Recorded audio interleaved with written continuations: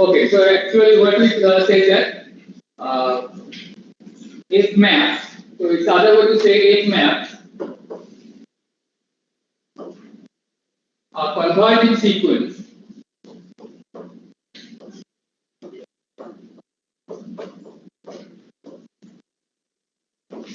in D to a convergent sequence.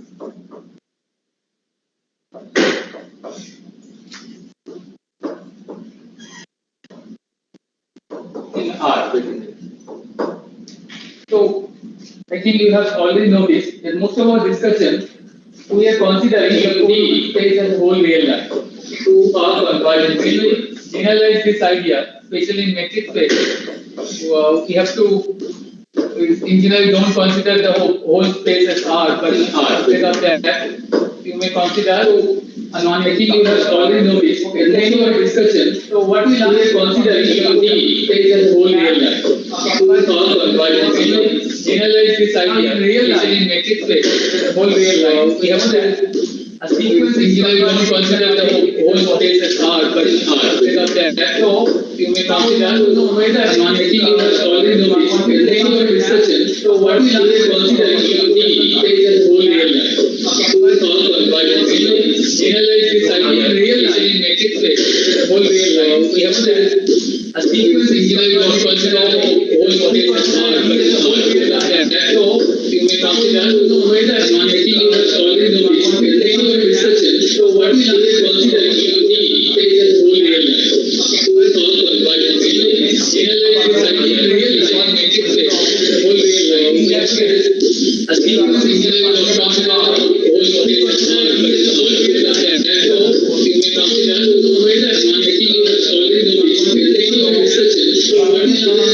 consider a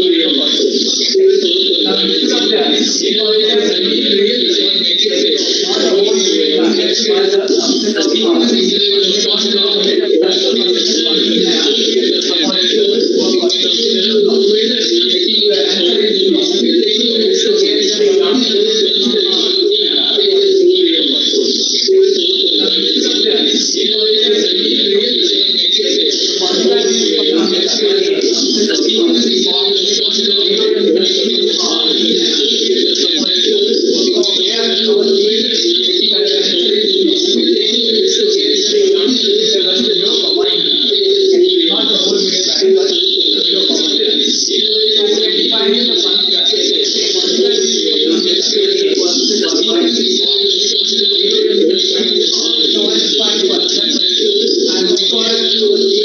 the space as whole real life.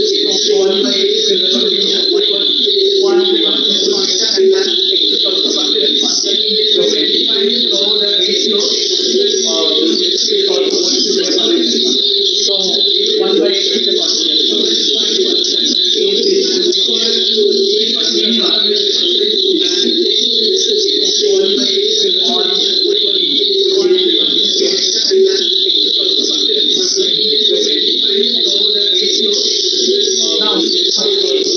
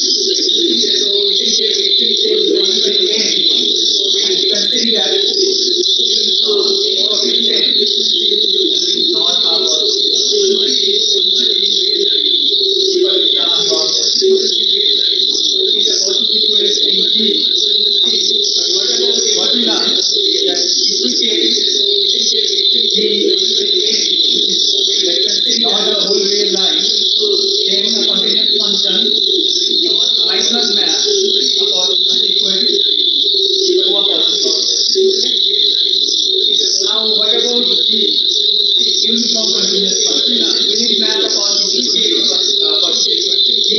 because every uniform continuous function is considered as a unit map of convergent sequence to a convergent sequence. So we want to know whether it will map of all the sequence to a particular sequence or not. The answer is yes. A uniform continuous function will map of all the sequence to a particular sequence. So this is our next theorem. Uniform continuous function is considered as a unit map of convergent sequence to a convergent sequence. Let A form will be to us. So we are taking B as a non-independent of R. Let B I from B to R. So next theorem. Uniform continuous.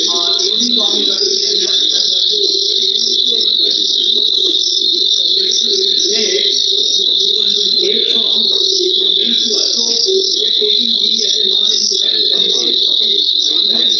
That means A is uniformly continuous on Z whole set. Then uniformly continuous A map all A sequences.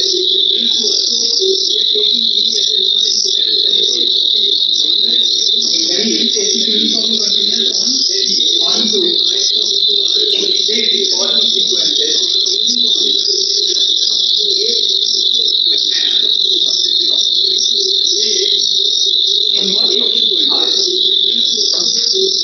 So that is, if Xn is Cauchy onto A, so Xn is a Cauchy sequence. All Xn are elements of A, so it's a Cauchy sequence. Okay, so it says that A of Xn is, or that is, if Xn is Cauchy, that's the statement. If A is uniform continuous function, then it's a Cauchy sequence. Okay, so it says that A of Xn is, or that is, if Xn, let's proceed. Xn is Cauchy, that's the statement. If A is, so let Xn Cauchy sequence. Okay, so it says that A of Xn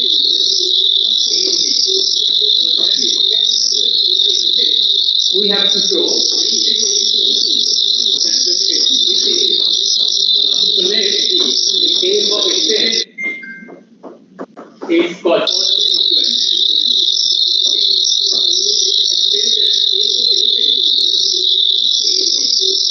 let's take suppose we have to show if epsilon greater than 0. So epsilon is assigned positive. Now A is called. Since A is uniformly continuous on G, so what will happen? Depends on this choice of epsilon, we have a delta. So let's say epsilon A is 0, uniformly continuous, epsilon is assigned positive.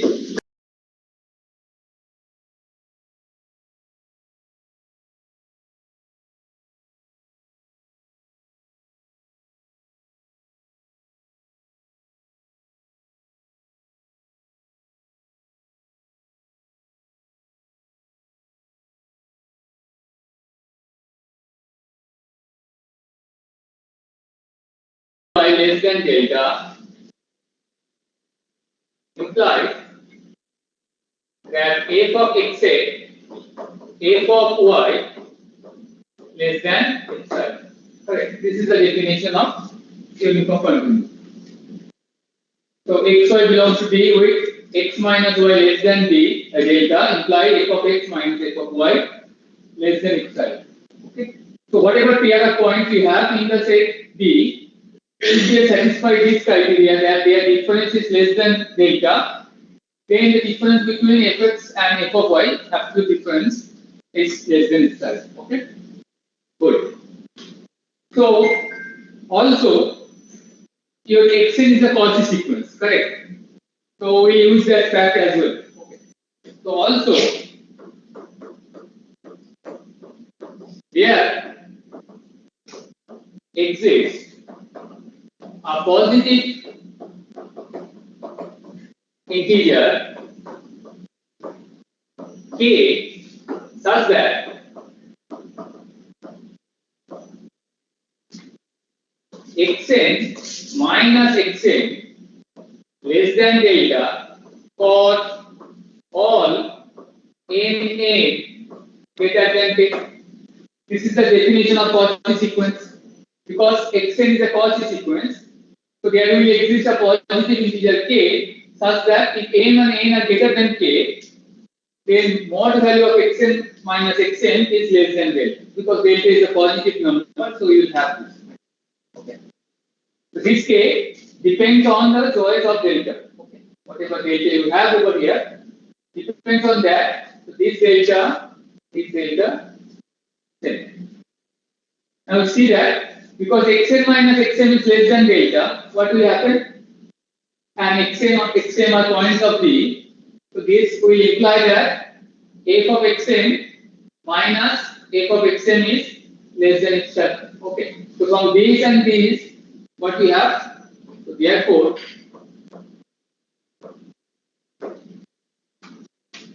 f of xn minus f of xn less than epsilon for all mn greater than k. Is it clear why it is less than epsilon? Because xn minus xm is less than delta, so it is satisfying this inequality. And this statement says that if x minus y is less than delta, then mod of fx minus f of y should be less than epsilon. So because this is satisfying this, so f of xn minus xm less than epsilon.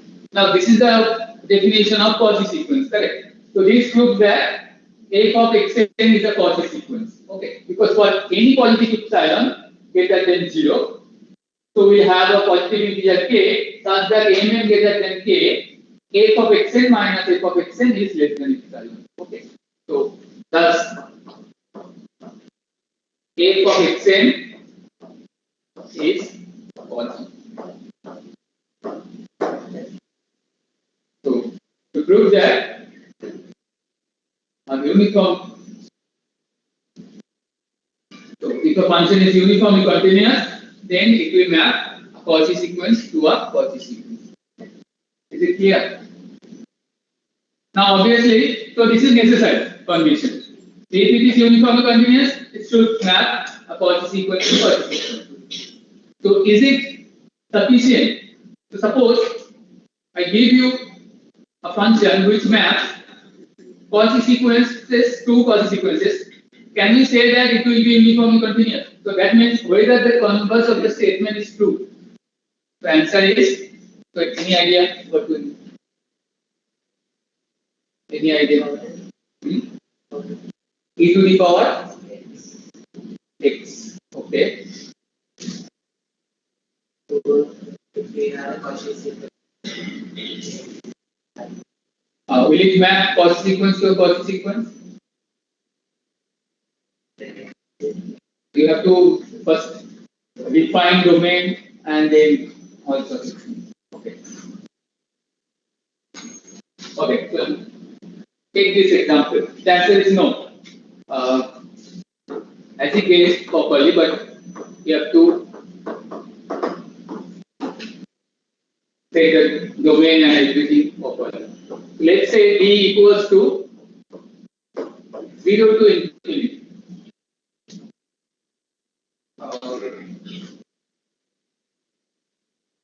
Actually, we should take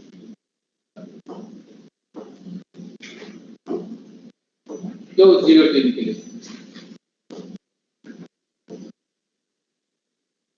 And f is defined by, so f is from d to r defined by f of x equals to x square. F of x equals to x square.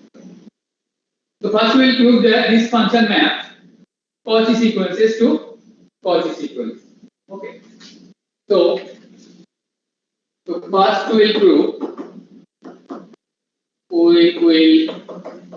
prove that if math Cauchy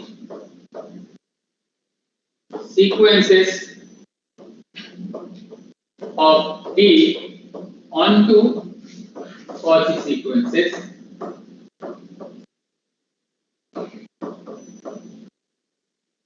of R covariant. So how to prove it? So we have to consider an arbitrary Cauchy sequence in 0 to infinity. Okay. So let Xa be a Cauchy sequence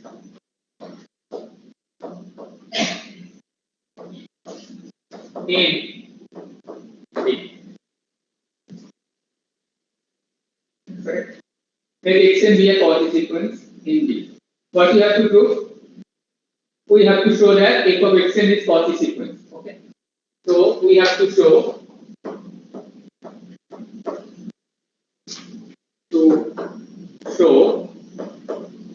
f of Xn is a Cauchy sequence.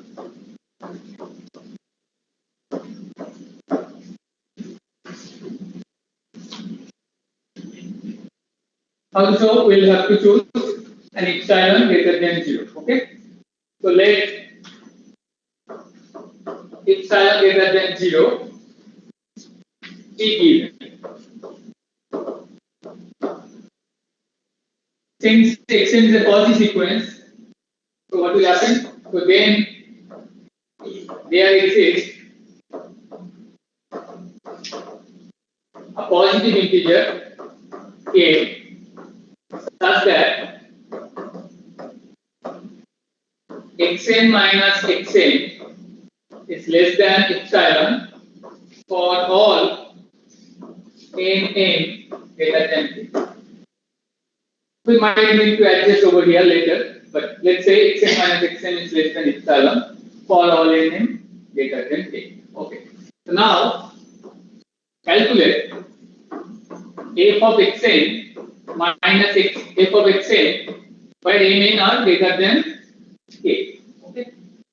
So let me write for n greater than k. This is same as, now what is fx square? So we have xn square minus xm square, which is xn minus xm into xn plus xm. Okay. Now mod of xn minus xm is less than epsilon. Okay, we have to adjust. And what we can do for this part? Any idea? What we can do for this part? Xn is a Cauchy sequence. Yes, Cauchy implies bounded. Okay. So what we have to do? We have to somewhere fix that. Okay. So let's do it. Since let me put this equation number 2. Since equation number 1 we'll write over here.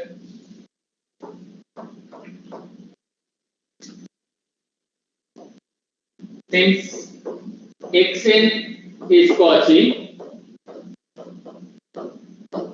Xn is bounded.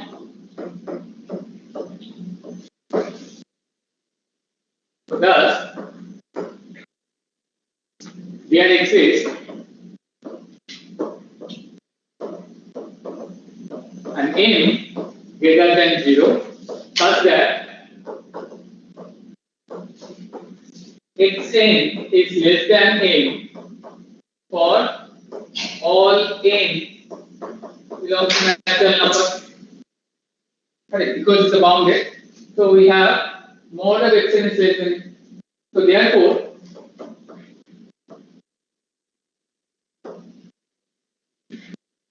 okay, now what we'll do, we'll just adjust over here. This Xn minus Xn, we said that this is less than epsilon. Instead of that, we have to write epsilon by 2n. But the thing is that, so before this writing epsilon by 2n, that statement should come first. Like Here x is m greater than 0 such that xn less than m. This statement should come first before the equation number 1. Because we are discussing in the class, so I put it in the later part of the story, so that you will understand why you will have to consider this. Otherwise, when you are writing the proof in a formal way, you should write the statement very first. That because xn is a Cauchy sequence, it is a bounded, so here exists an n greater than 0, like that. So therefore, so this is now by 2m by 1. So therefore, by 2, what we have? F of xn minus f of xn less than epsilon by 2m, and this is what mod of xn plus xn is less than equals to mod of xn plus mod of xn by triangle inequality. So therefore it is also 2m, so hence it is epsilon. So this is the definition of Cauchy sequence. So this proves that f of xn is a Cauchy sequence. Okay. So this proves f of xn is a Cauchy sequence.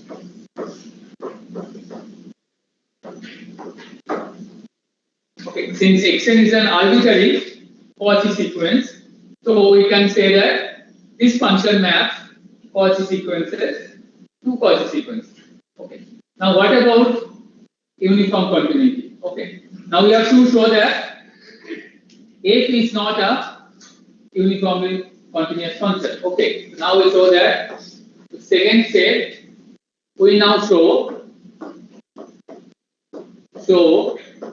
that f is not uniformly continuous.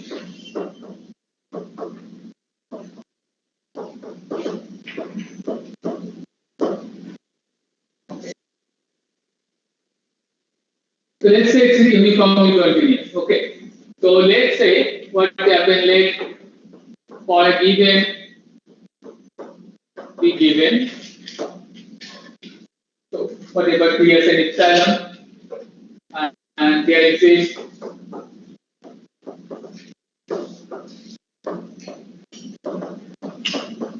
a delta greater than 0 such that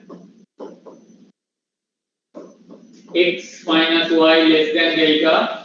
Obviously xy, I mean to say that it's an element of the which is 0 to infinity in this space implies f of x minus f of y is less than x. Suppose this is true. So whatever epsilon is given to us, we can always find a delta such that for every pair of elements xy of B, if mod of x minus y is less than delta, then f of x minus f of y is less than epsilon. Okay. So let's say y equals to whatever x, we'll say x is later, but let's say y is delta by 2. Suppose we have something like that, we'll later find x, but let's say x, whatever x we have, y is x plus delta by 2. Then x minus y obviously less than delta. Okay. So then obviously x minus y is delta by 2, which is less than delta. Now what about f of x minus f of y? It would be x square minus x plus delta by 2 whole square. Okay. So do the calculation, x square minus 2x delta by 2. So it will be x delta and then minus delta square by 4. Correct? So this x delta plus delta square by 4. Okay. So now you have to find an x such that this quantity become greater than epsilon or equals to epsilon. Okay. So if we want to make this as epsilon, now how to make it? So x delta plus delta square by 4. So x delta plus delta square by 4, we want to make it, this is equals to epsilon. So what will be the value of x? X delta will be epsilon minus delta square by 4. Okay. And then x will be epsilon minus delta square by 4 by delta. This will be the value. So you can always have a delta. So if you don't want that minus sign over here, what you have to do is just take x minus delta by 2 over here. If you don't want,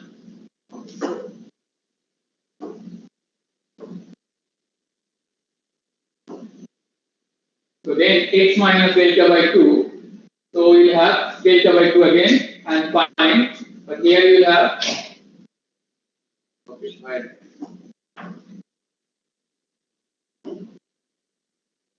this, then you have this, and you have this.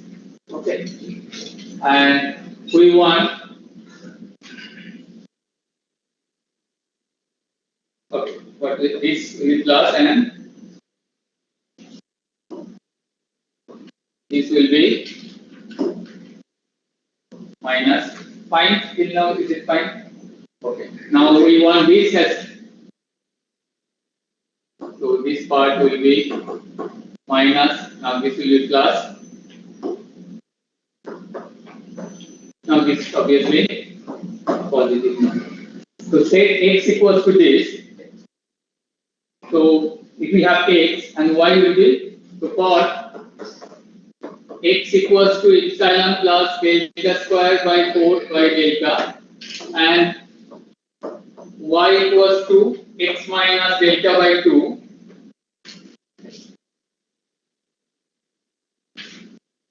Here is little cash, but I think plus minus thing you have to little bit clear, because that might be a negative number. So choose, and we have to say that this quantity is also greater than, okay, so this is you have delta by 2 and then delta by 4.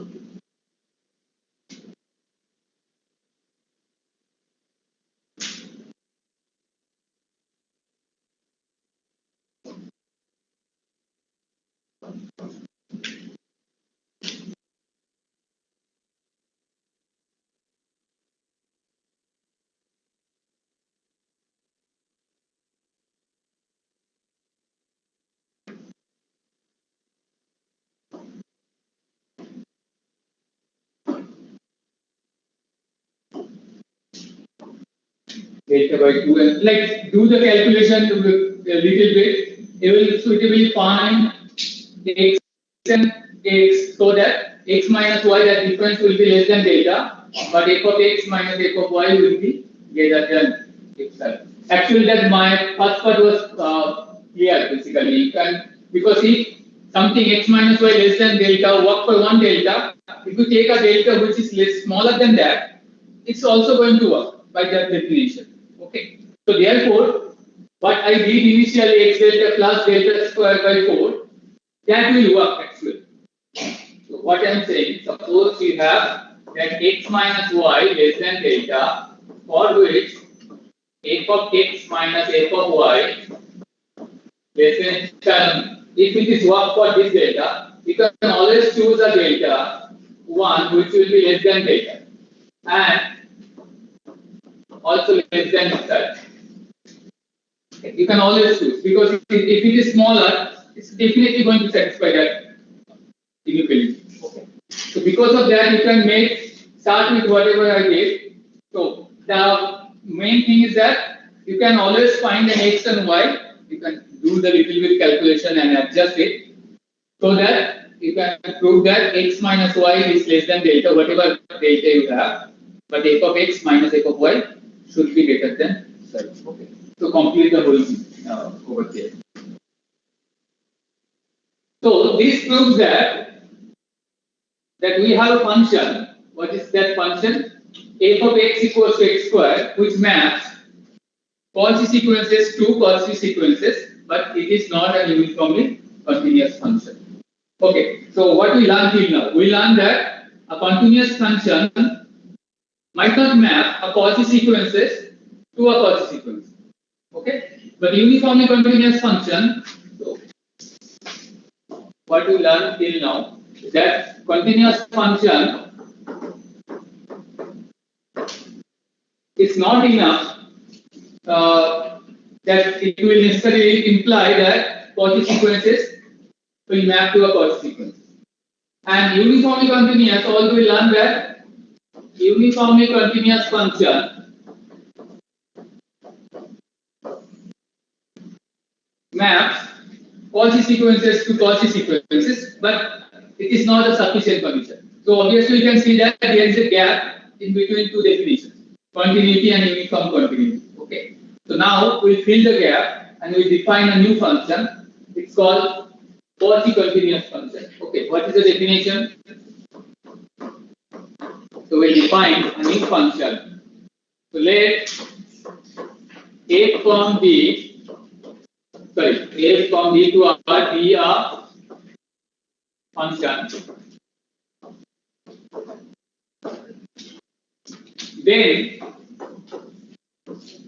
F is said to be Cauchy continuous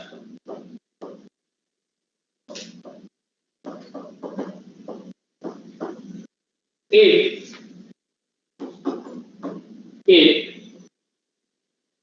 F maps Cauchy sequences of B onto Cauchy sequences of R. Okay. So that means what? That means if Xn is, so that is,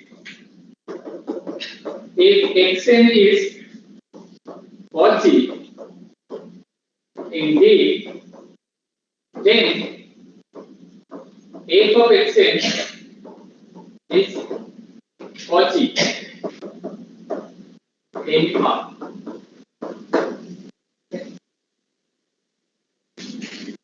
So if Xn is Cauchy in D, then F of Xn is Cauchy in R. So this is the definition of Cauchy continuous function. I think most of you are not familiar with this definition. There exists this type of function, Cauchy continuous function. Okay. Now obviously we want to know whether a Cauchy continuous function is a continuous function or not. Okay. So then you can say that directly we can say, okay, this is uniformly continuous function, this is Cauchy continuous function, and then continuous function. So by the way, we already proved that if a function is uniformly continuous, then obviously it is Cauchy continuous. Correct? Because uniformly continuous function maps Cauchy sequences onto Cauchy sequence. Let's see whether a Cauchy continuous function is continuous or not. The theorem is yes. It says that it is. So let F from D to R be a Cauchy continuous function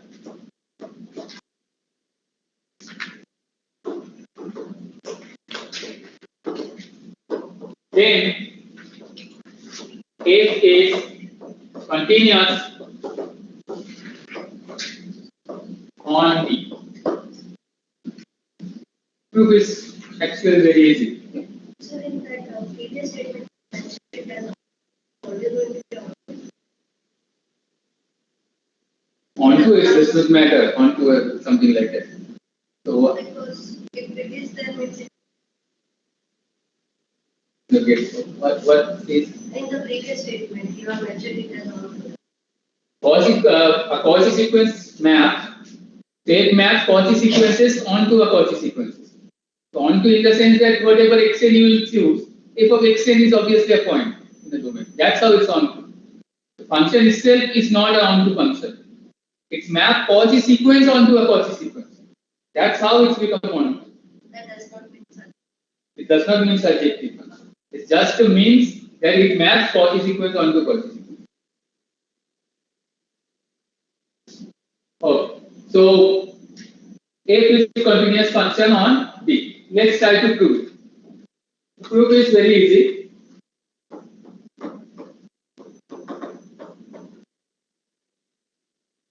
So let's say we have a point. So let C be a point in D. We'll just prove that f is continuous at C. Let C belongs to D. Then what will happen?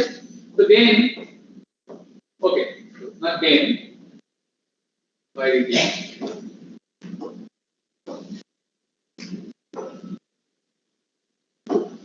Okay. So also let xn be a sequence in D such that xn is convergent to C. What we have to prove? We have to show that f of xn converges to f of C. So we have to show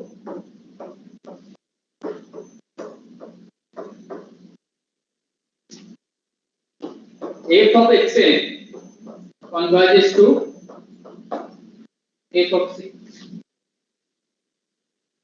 Now, since xn is a convergent sequence indeed, so xn is a Cauchy sequence indeed. Okay.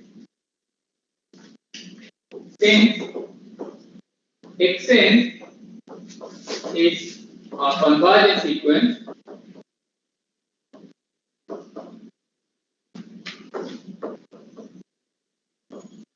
indeed it is a Cauchy sequence.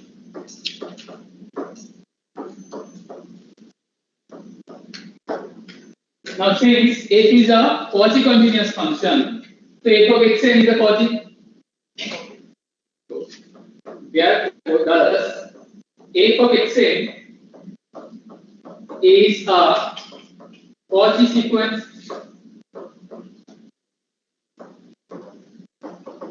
in R. So because it's a Cauchy sequence in R, it will definitely going to converge to some point. Okay. So then f of xn converges to some point y.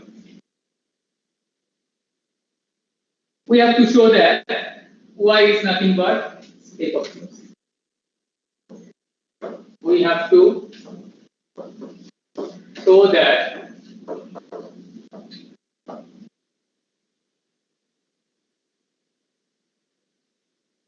f of c equals to y.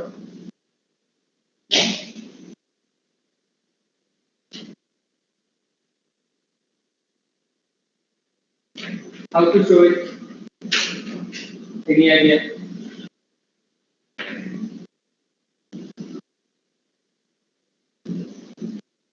Suppose on contrary, assume that f of c not equals to y. So suppose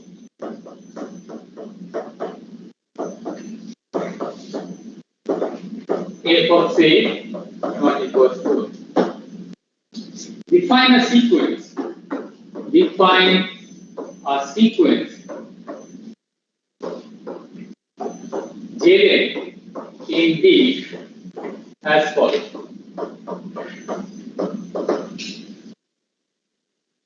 Z of 2n is equals to xn. Okay, so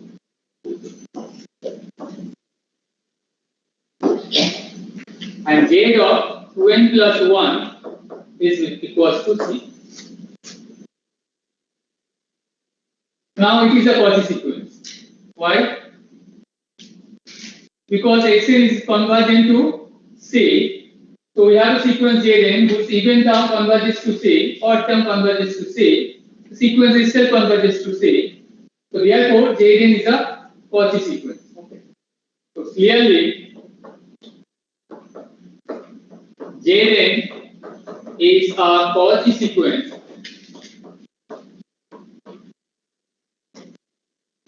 in D.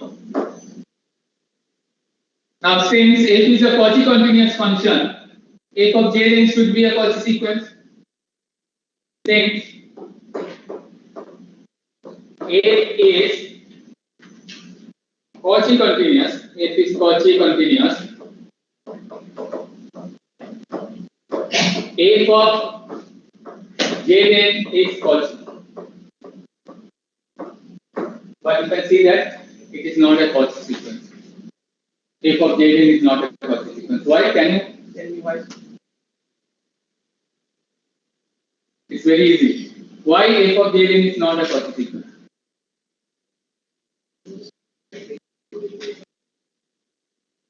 So if we take the even term of Jn, it will be f of xn, and which will converge to y, because we know that, but odd term will converge to f of c. So even odd term converges to two different limits. So therefore, it is not a convergent sequence, and it cannot be Cauchy because in real line, Cauchy implies convergence. Okay. So therefore, but f of Jn is not Cauchy, which leads to a contradiction. But why we got a contradiction?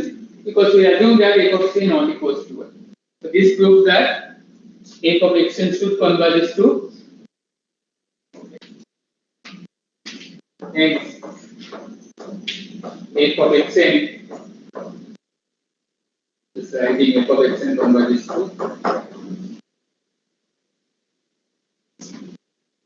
So we learn that every Cauchy continuous function is a continuous function.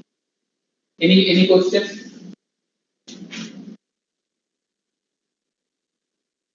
What about the converse? Do we have an example that a continuous function might not be a Cauchy continuous function? Which example? 1 by x, the first one. F of x equals to 1 by x. That example shows that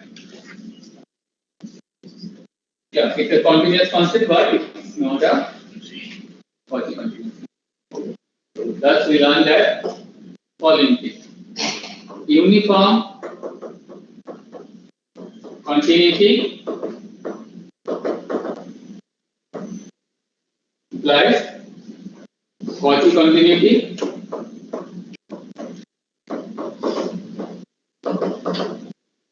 implies continuity. Other way might not be true. Actually, there are more.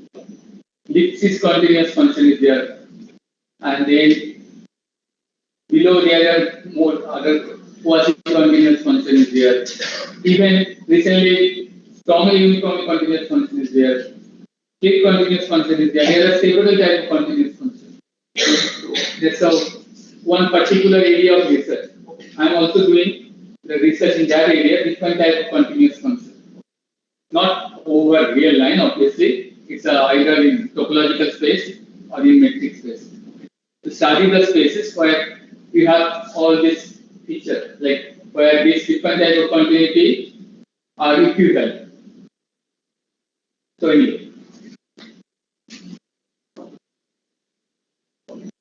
So next, we want to know, we already learned that if we have a compact set, then a continuous function on a compact set is uniformly continuous function. What about, so therefore obviously if we consider D as a compact set, then continuous function will be a Cauchy continuous function. Okay. But can we cut the condition that instead of taking the whole compact set, can we take a smaller set, like closed set or bounded set, and make it and prove that a continuous function over that set will be a Cauchy continuous function. The answer is yes. So next theorem will prove that if we consider a closed set, then a continuous function is Cauchy continuous function. Okay.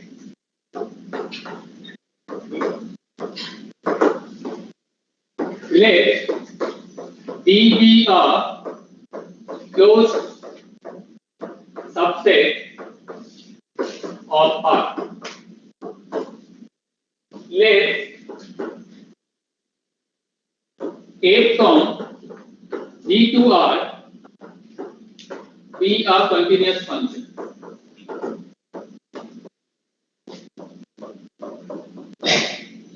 Then it is Cauchy continuous.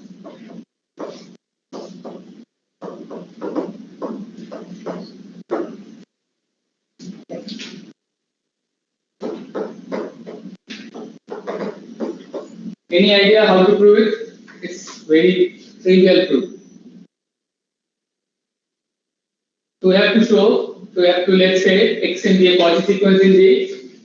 So let xn be a Cauchy sequence in D. What we have to show? We have to show f of xn is Cauchy. Correct? Now, how shall we proceed? Xn be a Cauchy sequence in D. Then what we can say? Yes, because it's a Cauchy sequence, obviously it will converge to some limit at some point in a real line. Okay. So xn will converge to some number, let's say c. Okay. So let's say xn converges to c in R. Be very careful. Because it's a Cauchy sequence, it will converge to some point, but that point might not be in the domain. But in this case, since D is closed, C should be in D. Okay. So since D is closed, C belongs to. In general, if we have any incomplete metric space, what we are going to consider? We will consider the completion space. So if you have a Cauchy continuous Cauchy sequence in a space X, we will take a Cauchy sequence which will converge to in the completion space, and you can do the same similar kind of proof. Okay, so let xn belongs to C in R. Since D is closed, C belongs to D. Okay. Now, since it is continuous at C, since F is continuous at C, what will happen? F of xn, yeah, it will converge to f of c. That means what? F of xn is a convergent sequence, thus f of xn is a Cauchy sequence. Thus, f of xn is Cauchy. So, it's either true with the reason.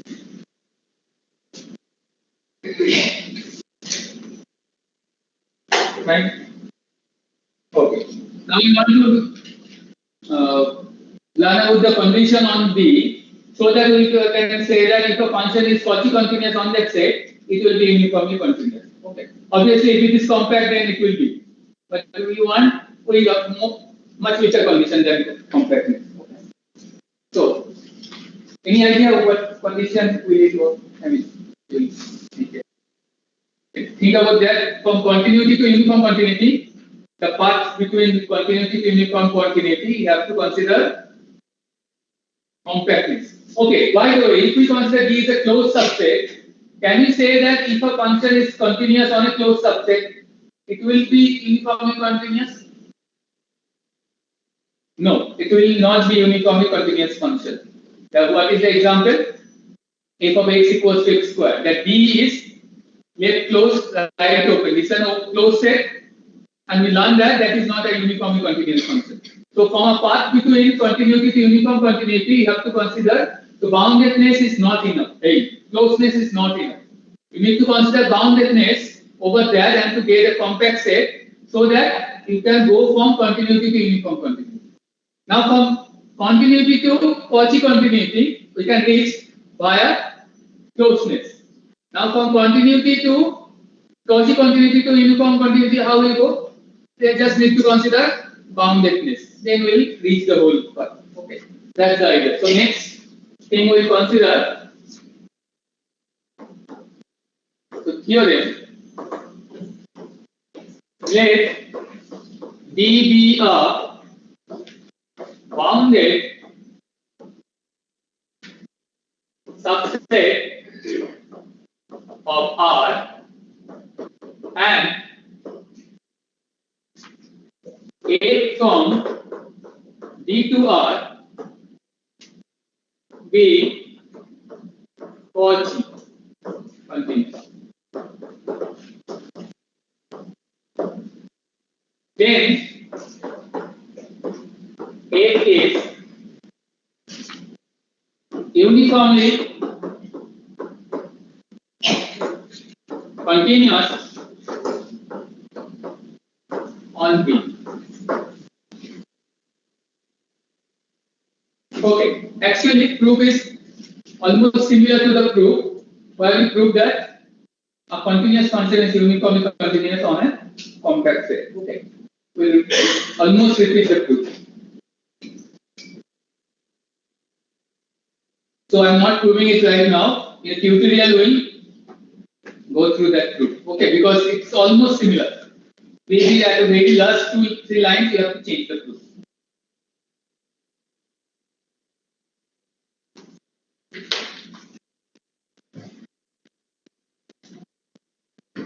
Fine, we'll take this question and give the analysis.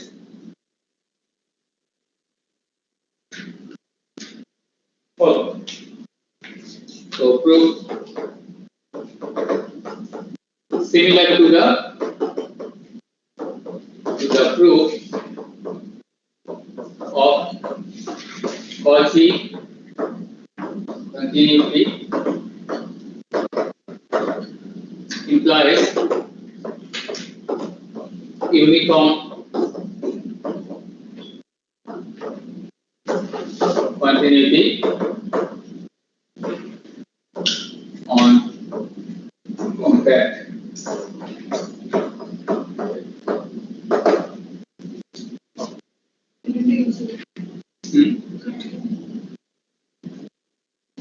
Oh, sorry. Yeah, similar to the proof of continuity implies uniform continuity on a compact.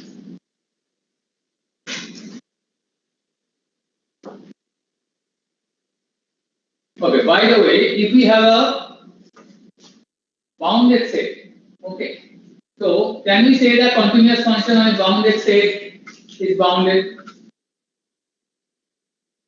Is it true that a continuous function on a bounded set is bounded? Now, what is the example? 0 to 1 and f is 5. So a continuous function on a bounded set might not be a bounded function. Okay. Now we prove that if you consider a Cauchy continuous function on a bounded set, it will be bounded. Okay. Cauchy continuous function on a bounded set is bounded. Okay. Next question. Let B subset of R be bounded.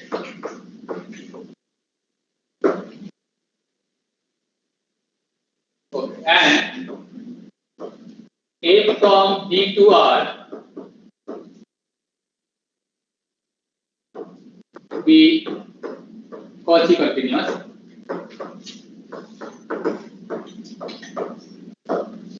Then A of B is a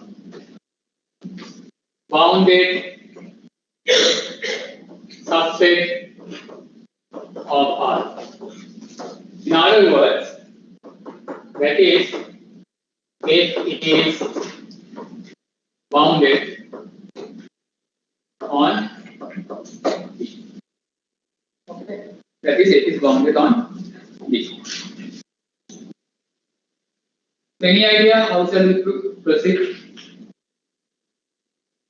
Most cases will prove by contradiction. We consider proof by contradiction. So on contrary, we will assume that F is an unbounded function. Okay.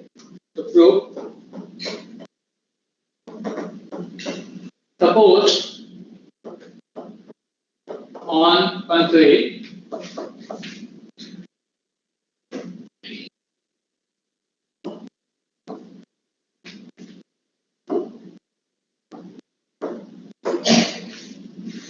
F is unbounded.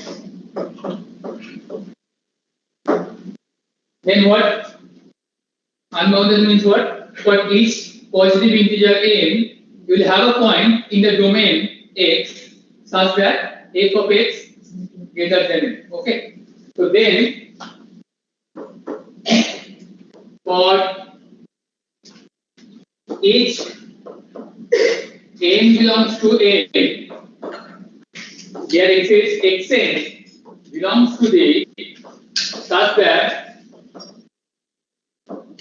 mod of f of xn is greater than n.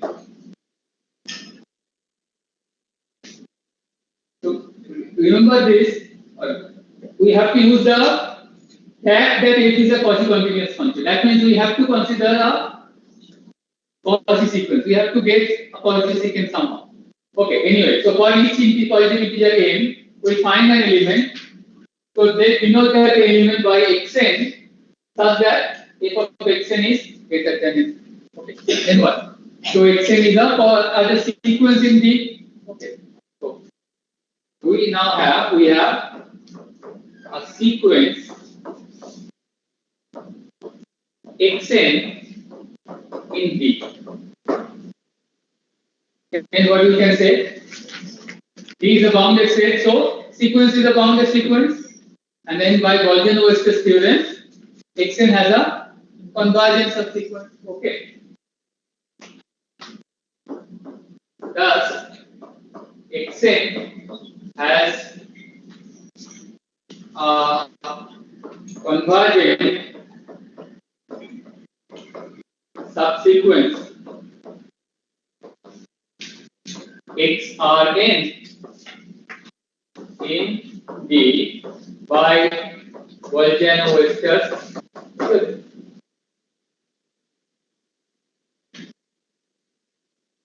Then what? Because it's a convergent sequence, it's a quasi-sequence. Okay? Since xrn convergent, xrn is quasi,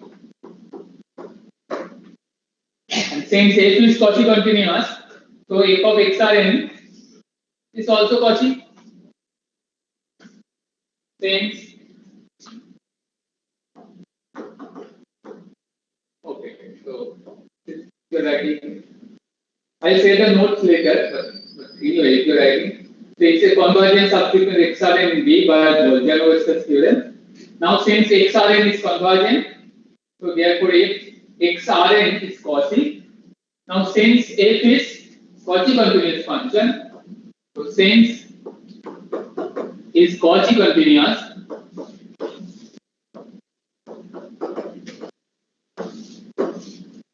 f of xrn is quasi. Correct. But you can see that it cannot be quasi because but mod of f of xrn is greater than rn greater than n, which implies that f of xrn is an unbounded sequence. Okay, implies f of xrn is an unbounded sequence. So f of xrn can't be quasi. which is a contradiction. Hence, it is bound. Hence, f of f is bound. Why we got the contradiction? Because we assume that it is unbounded. Now, let's say that it is bound. Is the proof okay? Tell me, getting it.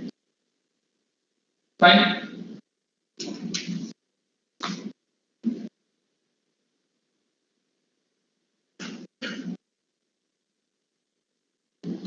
Okay. So we learned that now we can say that if we look at the previous group or previous theorem, we learned that if we have a closed set, then a continuous function on a closed set is quasi-continuous. Now let's say we have a continuous function in a bounded set. Can you give an example that a continuous function on a bounded set is not quasi-continuous? Like we have to consider closeness. Like as I said, that to reach from continuity to uniform continuity, you have to consider compactness.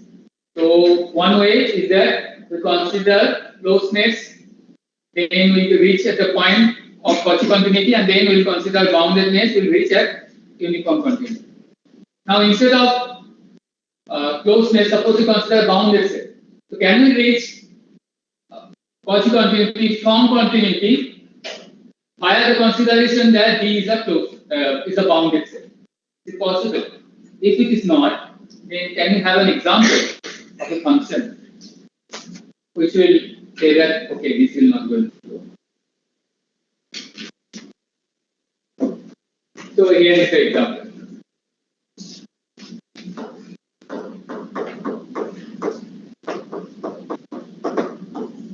Actually, you can find the example very easily. He already gave that example. What is that example?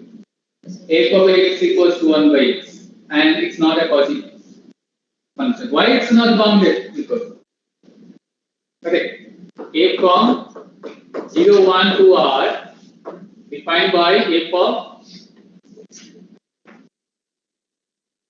x is 1 by x. So it's a continuous function, but it's not a bounded function, so it cannot be quasi-continuous function. Okay, let's make one extra condition. So obviously this is an example says that f is continuous but not quasi-continuous. Although V equals to open 0, 1 is a bounded set. Okay. So suppose one say okay, because it is not quasi-continuous because f is not a bounded function. So can you have an example of a bounded function and domain is bounded, but still the function is not quasi-continuous? So here is an example.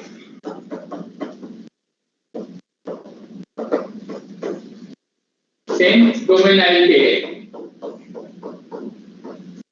but instead of 1 by x, I will take sine 1 by x. It's a continuous function, you can see that because the composition of two continuous functions is continuous. Although we did not prove that in our class, but you are almost all are familiar that composition of two continuous functions is continuous. Fine, obviously. So f of x is 1 by x, sine 1 by x. X belongs to 0, 1. So it is a continuous function, but it is not a quasi-continuous function. Can you tell me why? F is continuous, but not quasi-continuous.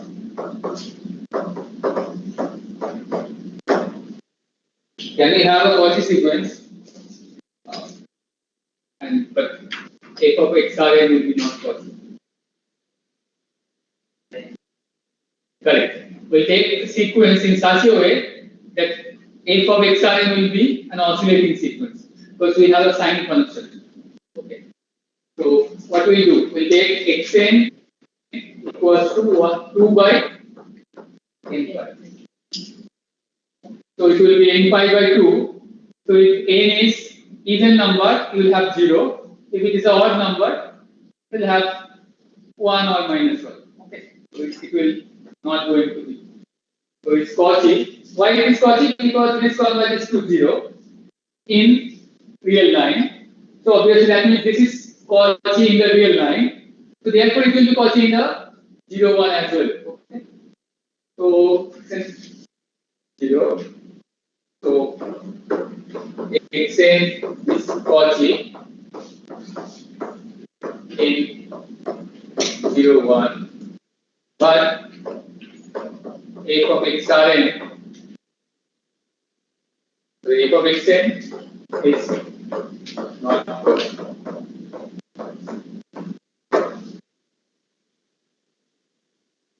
So to prove that it's not Cauchy, we say that it is not convergent. Why? Because it's enough to show that it is not convergent. Because if it is a Cauchy, then it should converge to some limit in the real line. Correct? Because that function f of xn is not, it's an oscillating thing. It's not convergent sequence. So it cannot be a Cauchy sequence. Because in real line, Cauchy will imply convergence. Because of that. So this is, so if even the function is a bounded function on a bounded set, still continuity does not imply that it will be Cauchy continuity. Closeness is important. So obviously that's a bit okay. So closeness is a sufficient condition, but obviously not a necessary condition. Okay, you can check by yourself. Closeness is just a sufficient condition.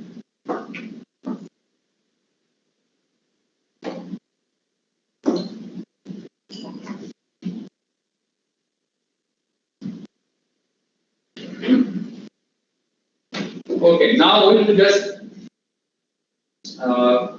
prove some basic theorem on continuity.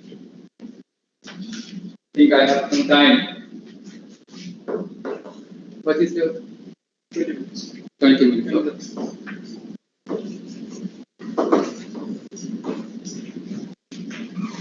So let f from AB to R be a continuous function. Okay, so let's. These are some basic theorem. I think most of you are familiar with this type of theorem. It is in the book, but I'm just writing the statement of some theorem because we'll use this theorem to solve some problem in our tutorial session. I'm not going to prove this theorem because you will find this type of theorem in the standard book. Okay. But we just need to know so that we can prove some theorem. Okay, some question.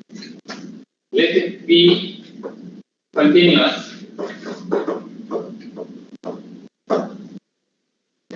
Then there is a point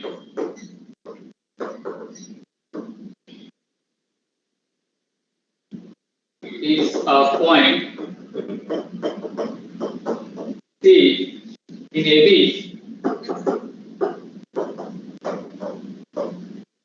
such that f of C equals to suprema of fx, x belongs to AB, and also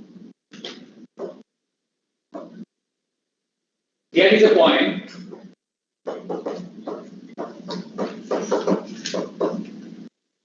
D in AB such that f of D is infima of x belongs to AB.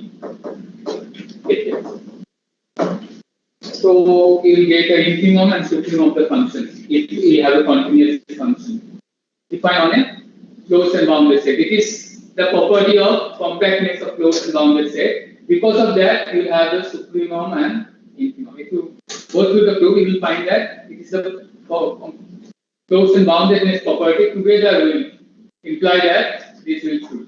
this will be true. So I'm not proving it. So although I consider the proof in a different way, but I don't have that much time to go through the details. Okay. So if you need this, you can take the photo of this note, because I did the proof in a different way. You will not find this type of proof in the book. Okay.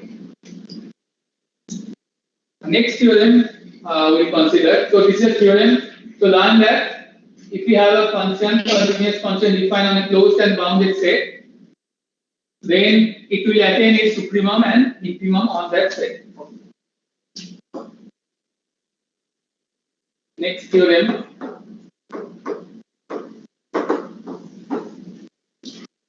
Let A from AB to R be a continuous function, so be continuous,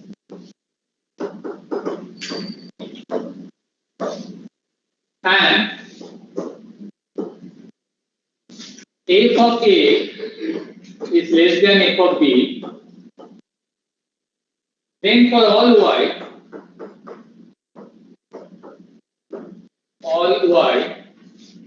belongs to this set f of A comma f of B, there exists an x belongs to closed and bounded interval AB.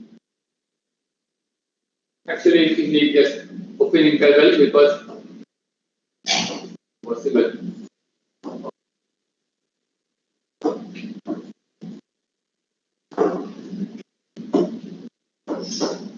AB such that f of x equals to. I think you are familiar with this statement. What's the name of this statement?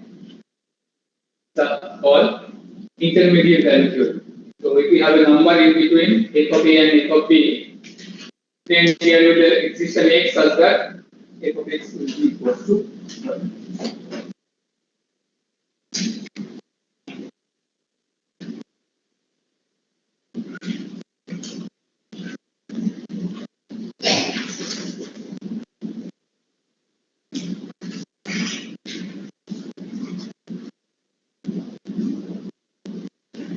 Let me see whether I can see.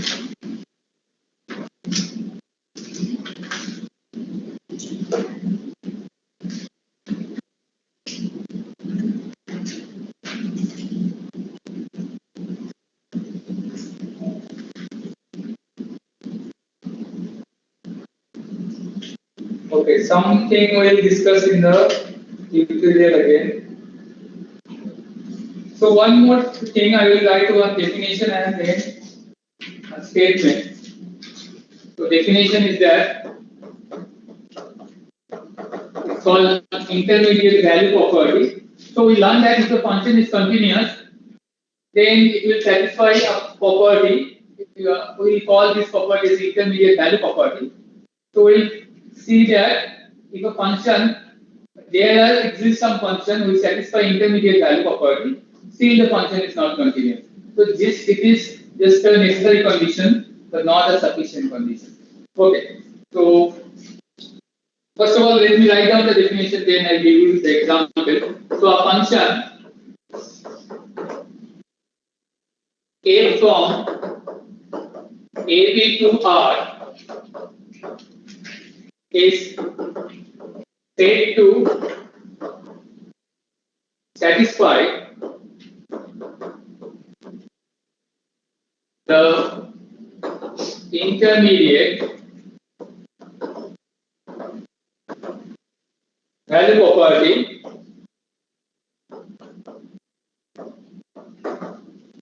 on AB if for every x1, x2 satisfying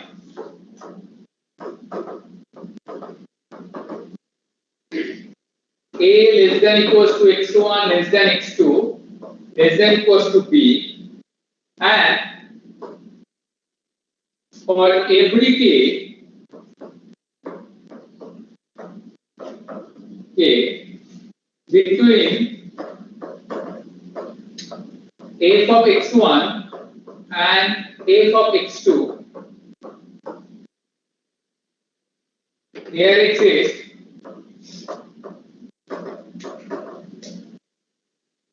a state belongs to x1 comma x2 such that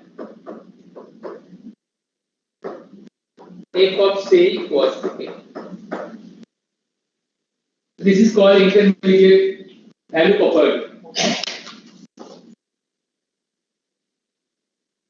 If a function is continuous on a closed and bounded interval, obviously we are defining intermediate value property on closed and bounded interval. So a continuous function obviously satisfies intermediate value property. You can see that. So what it says that let's say you have a point A and B over here. Choose any two points x1 and x2 from here. Then you will have f of x1 somewhere in between and f of x2 will be somewhere over here. So you can consider any point over here. There will be some element c over here, which will be f of k will be equal to f of c. This is the so if a function is continuous, it's obviously satisfying intermediate value. Okay, let's see an example where the function is not continuous but still satisfying this property.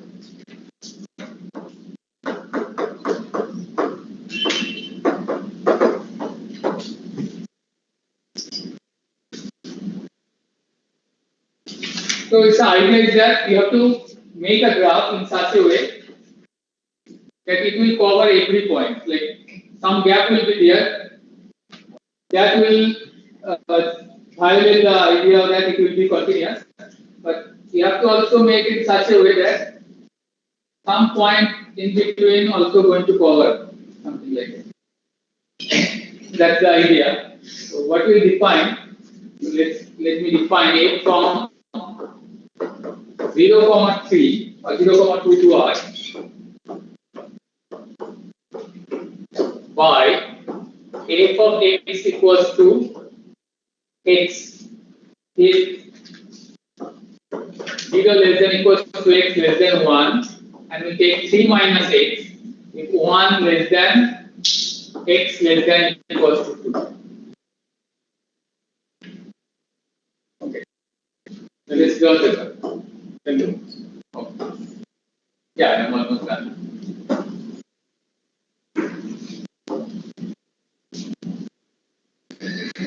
Now see that what is the graph of the function? So this is your 0, let's say 1, 2. So 0 to 1 is a straight line which is x. So like we have point 1, 1. So straight line. This is your x part, x. And then 3 minus x. So what is the point? If I put 1, it will be like 2, 1, 2. So somewhere over here. So this point will be not included, and so at the point 2 it will be 2,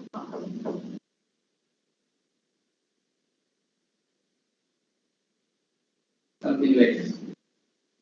So you see that there is a gap here at the point 1. You can clearly see that the function is not continuous at the point 1, but whatever value you consider in between 1 to 2, it will going to take all the values in between 1 to 2. So whatever value you consider, it will cover everything. If you go through the line of y, this is the line of y, correct? This is your fx.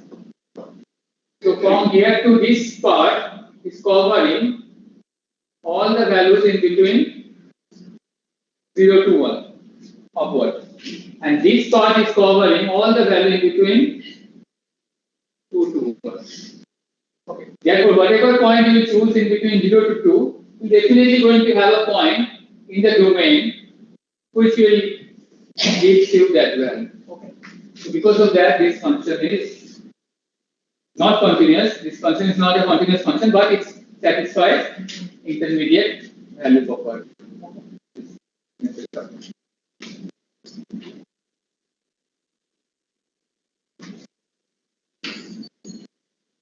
Okay, so we will take this intermediate value property again tomorrow when we will discuss discontinuity of the function.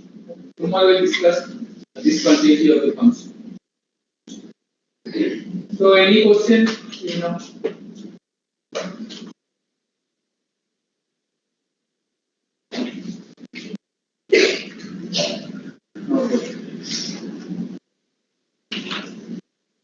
Okay, because we have some time, I'll just ask you to solve this question.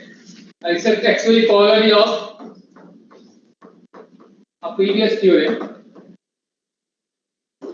What it says, let A from AB to R be continuous on AB if A and AB are of opposite sides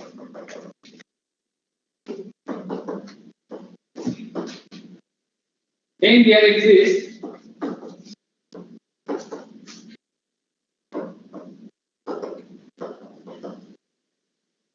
at least a point C in the open interval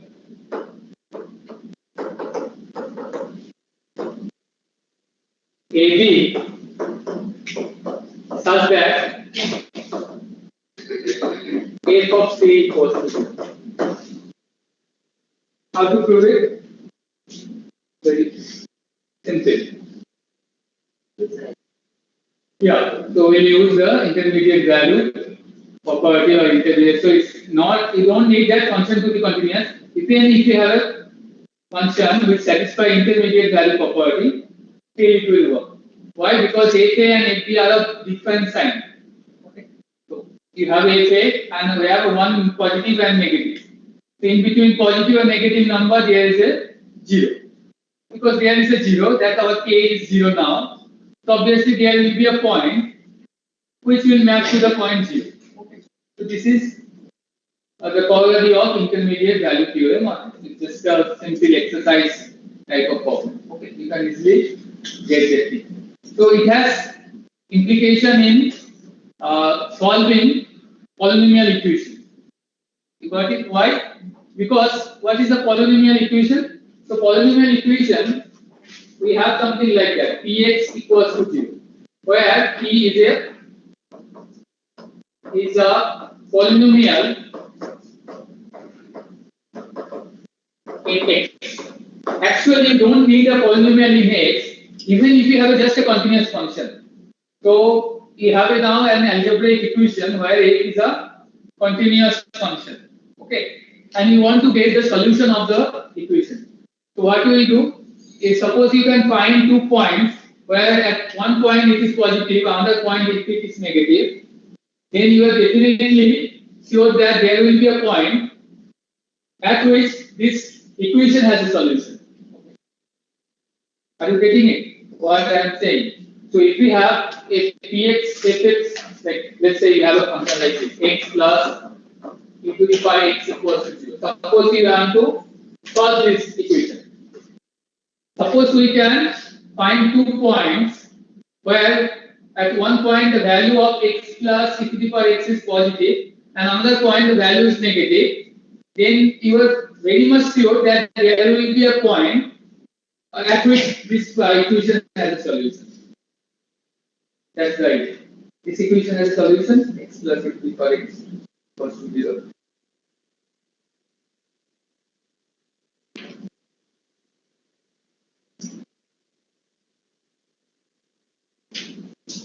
obviously it cannot be positive. Like x cannot be a positive number because when e to the power x will be minus x, and you cannot have that.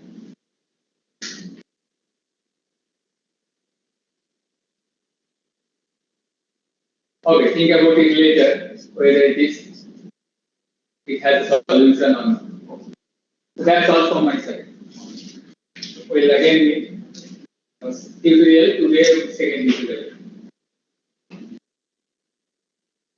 Any question from online participant?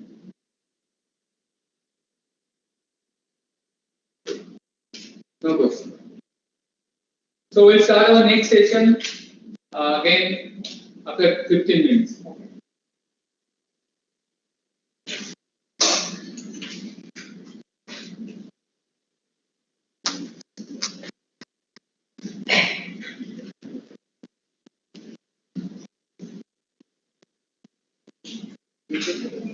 No, well, it's not working.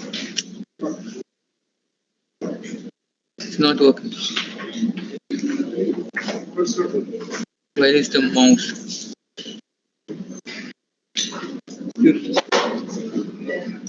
Did you change something? No.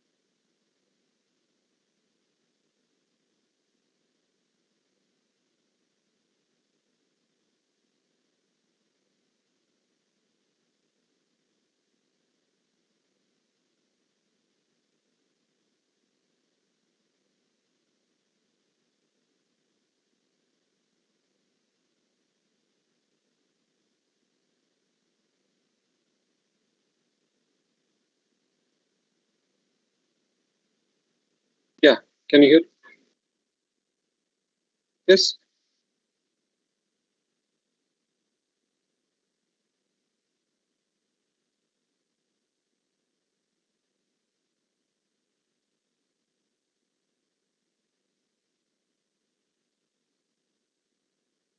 You can hear me? No? Yes? Okay.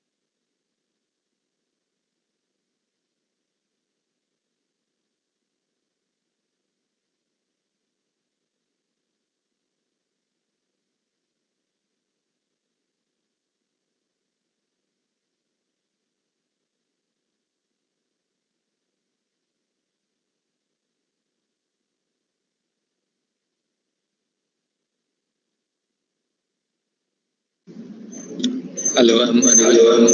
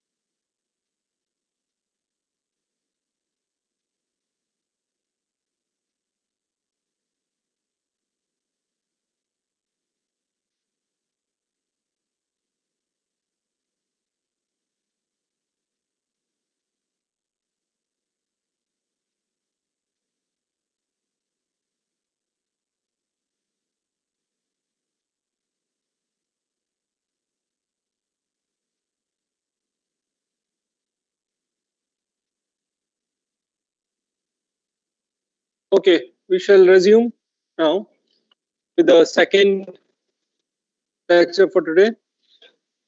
We continue with group theory. So yesterday we were just looking at the definition of subgroup lattices.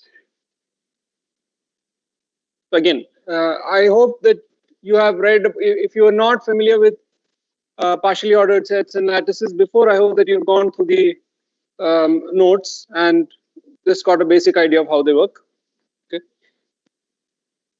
So when you collect all these subgroups of group D, they form what is called a lattice, right? The basic thing in lattice, again, as I said, poset. For a poset, you just need these three properties to be satisfied by the relation defined on it. It should be a partial order relation, which means it is reflexive. It is reflex transitive and antisymmetric. Okay, and yeah. So when you have SL of G, the set of all subgroups of G, that forms a poset, and in fact it forms a lattice, because whenever you take two subgroups H and K, they have what is called a meet in the lattice. That is a great. So that's a subgroup that is contained in both of them in such a way that any other subgroup that is contained in both of them is also contained in this. Okay, so that makes it a greatest lower bound. And similarly, least upper bound is defined, but we'll have to look more carefully at what this least upper bound is. So as you know, the union of H and K will not be a subgroup. So you have to take the smallest subgroup contained in the union. So smallest subgroup contained in the union means this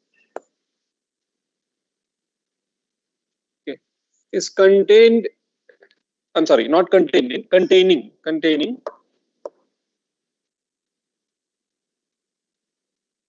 smallest subgroup.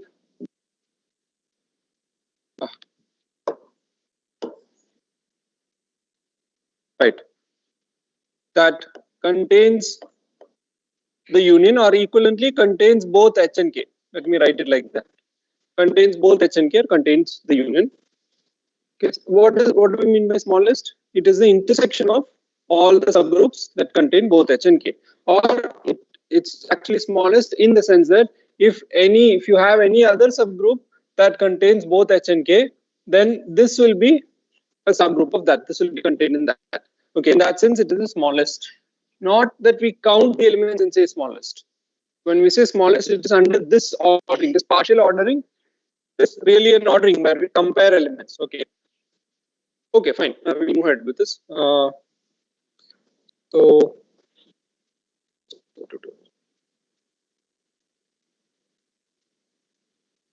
okay. Right.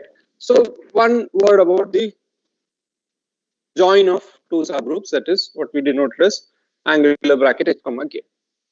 So, you know that H and K as subgroups of G, then when is HK also a subgroup of G?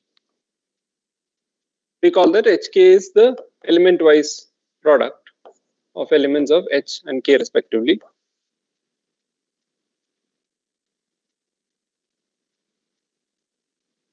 When is this also a subgroup? Always. That's one special case. If one of them is a normal subgroup, if one of them is a normal subgroup, then definitely HK will be a subgroup. There's a more general condition. That is okay. It is familiar to you. It is if and only if HK is equal to KH. Okay. If and only if HK is equal to K. So this is one of the basic things that you study in group theory. I mean, one of the basic exercises that you would have done. Okay, you can try it during the tutorials to prove it. If you don't remember the proof, try to prove it. So first of all, why is it possible that HK is not equal to KH? Why is there even a question of whether HK equal to KH?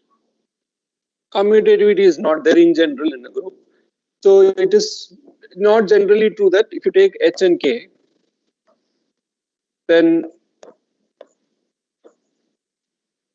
HK may not always be equal to KH element wise. Correct. Audible. Right? Online audible. Audible, no? Okay. Yeah. So HK may not be equal to KH. So for the set HK to be equal to, for the set HK to be equal to the set KH, then the question is this required? Is this what it means? That is, when we say set HK is equal to set KH, does it mean each HK element is equal to KH? No, because set-wise equality just means that each set is contained in the other, which means, if you look at it carefully, that this means that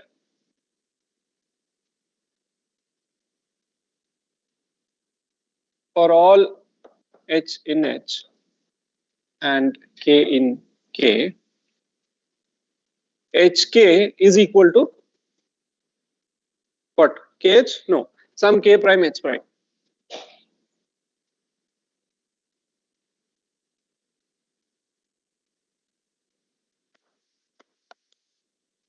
So this is the kind of thing that you have to be careful about when working with group theory. For example, if this was linear algebra, you would have commutativity. So you can take any two subspaces, say W1 and W2. W1 plus W2 defined in a similar manner. Just element wise, you take vector from here, vector from there, add them. That will always be a subspace. Okay, if W1 and W2 are subspaces. Whereas in groups, this might happen. Okay, because of that non-linearity or non-commutativity. Okay. Okay. So and additionally, even when they are equal, that doesn't mean element-wise they are equal. Meaning that each HK may not be equal to the same KH. It may be some other K prime HK. Okay. Just bear this in mind when you work on it. But special cases, obviously, when the group is commutative, or at least when the elements of H and elements of G the elements of K commute with each other. And slightly more general special cases is what you mentioned when H is a normal subgroup. When H is a normal subgroup, for example, or K is a normal equivalently. Okay, if H is a normal subgroup, then you know that XH is equal to HX for all X in G. So in particular, what happens? Any KH will be equal to HK when you take LK from K, capital K, right? So because of this, it will follow that H capital K is also equal to K capital H, I mean capital KH. Okay. Or equivalently, K could, I mean, similarly, K could be normal or both could be normal. But generally, we call this something. Okay. So if HK equal to KH, we say that H and K, sorry, we say that the subgroups H and K permute. Okay. We don't say they commute, we say they permute. Because element wise, they may not, that commutativity may not be there. Set wise, they are equal. Okay. Whereas if this happens, if for all H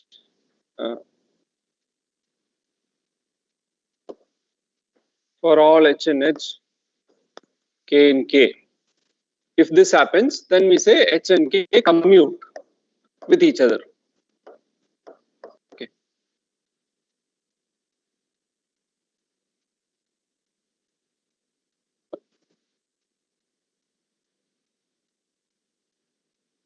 Is it fine? Okay. I don't know what happened.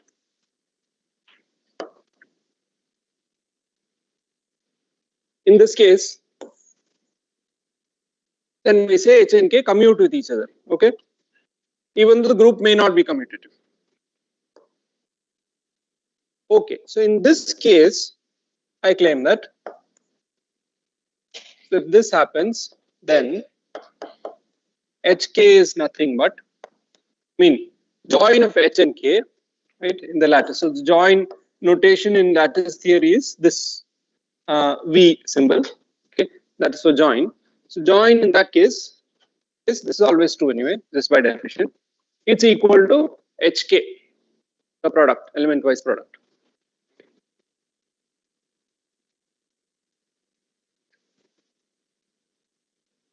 Fine. Yesterday we didn't discuss normal subgroups, correct? Well, very quickly define normal subgroup and go through this.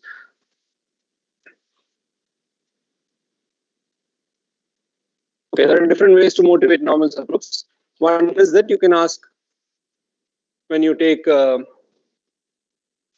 this product, if H is a, or let's say N is a subgroup of G.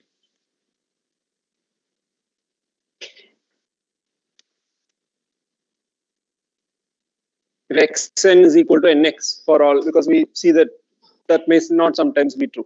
Okay, if Xn is equal to Nx for all X in G, then we say that N is a normal subgroup. So just by considering when that will happen, you can get normal subgroups. So another motivation is this one. We have a homomorphism from G to some group H. Then we already define image and kernel. Okay, so the image will be a subset here, and kernel of F will be subset of G. In fact, they are subgroups of H and G respectively. So then, actually, kernel of F will satisfy this property that if you take, maybe it's obvious I write it this way. Suppose you take, suppose I call this K. If I take K from K, XK X inverse is also in K, correct? Why is it so? What is the definition of kernel?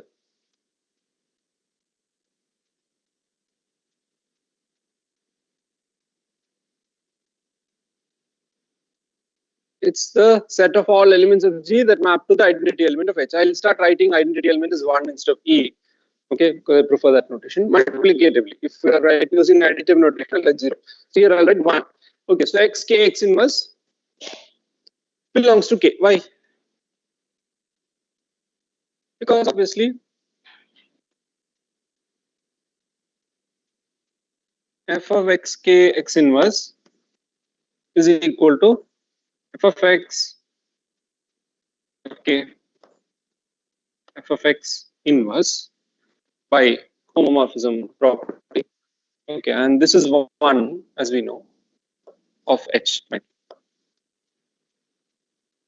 So this is also 1 because then f of x and f of x inverse just cancel each other out. So therefore this is also in K. So that is in the other notation that we introduced, xk x inverse is contained in K. Okay. Oh, I guess.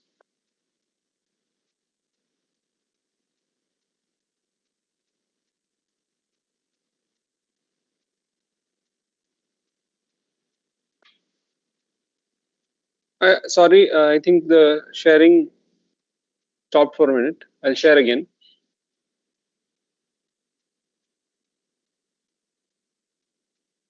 Yeah, I hope it is working now. Any other? So some have raised their hands. Is it just for this or anything else? That's it? Okay. Okay. Fine. So xk x inverse is contained in K. So this is another way to define normal subgroup. Any subgroup that satisfies this property. Okay, any subgroup K and that satisfies this property is a normal subgroup. So you can prove that these conditions are equivalent. And in fact, this is equivalent to saying that xk x inverse is equal to K. Again, this is well known, so I should really go to the next thing. So when you have a normal subgroup, then we write it as, I'll use this notation to denote that N is a normal subgroup of G. Do you want any more explanation on normal subgroups? These are familiar things to you, correct? I'll go to the next thing. So if you have a normal subgroup, what you can do is you can define what is called a quotient group. So we'll define the set G mod N or G over N as this set. Okay. As you know, these are called the left cosets of the normal subgroup n in G. Okay, the left cosets of n in G. You can also define it as right cosets because those will be equal.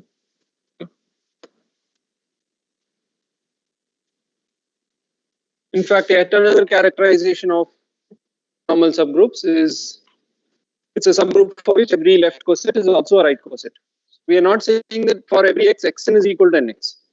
Weaker statement, every left coset is also a right coset. So you can only assume that if you take xn, it is equal to ny for some y. But even if you assume that for all x, then still you prove that it's normal subgroup. Okay, so fine. This is anyway true. The idea is now you can define an operation on this. Okay. If you take any xn comma yn from this set, so this set consists of these things, right? So if you take xn comma yn from this, then you can define this as an operation. The point is this well defined? Right? So if you take so let us actually look at some example. So it will also lead to symmetric groups. So we'll come back to this. I'll briefly discuss symmetric groups and discuss in more detail later.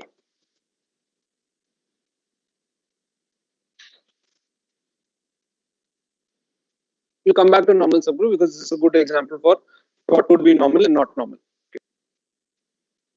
So you take any set X, then you have the set of all bijective functions or permutations from X to itself. Permutations of X, that is, set of all bijections from X to itself. Okay, this forms a group under composition. That's pretty obvious. Now, in particular, if you take this set, I'll denote it like this.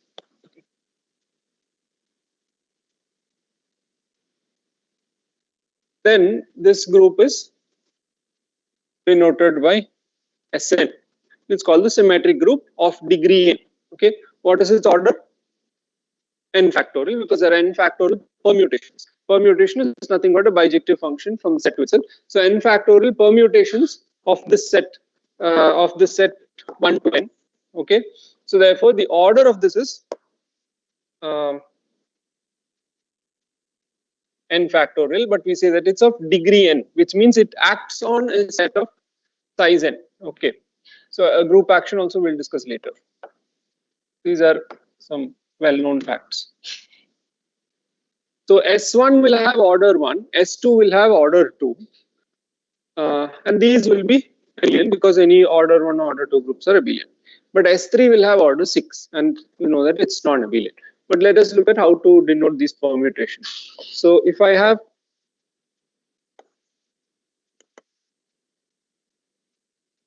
a permutation, okay, sigma in Sn, there is a very intuitive notation for this to denote the permutation. So how do you define a function? You need to define what it does to each element in the domain. So here the domain and codomain are both equal to 1 to n. So I need to say sigma of 1 is equal to what, sigma 2 is equal to what. So obvious thing is here you write whatever sigma 1 is. Here you write whatever sigma 2 is, and so on. Okay. So this is called the two-line notation for a permutation. So let's particularly take S3 and write all possible elements of S3. So one is the identity permutation. Maybe here I will write it as E.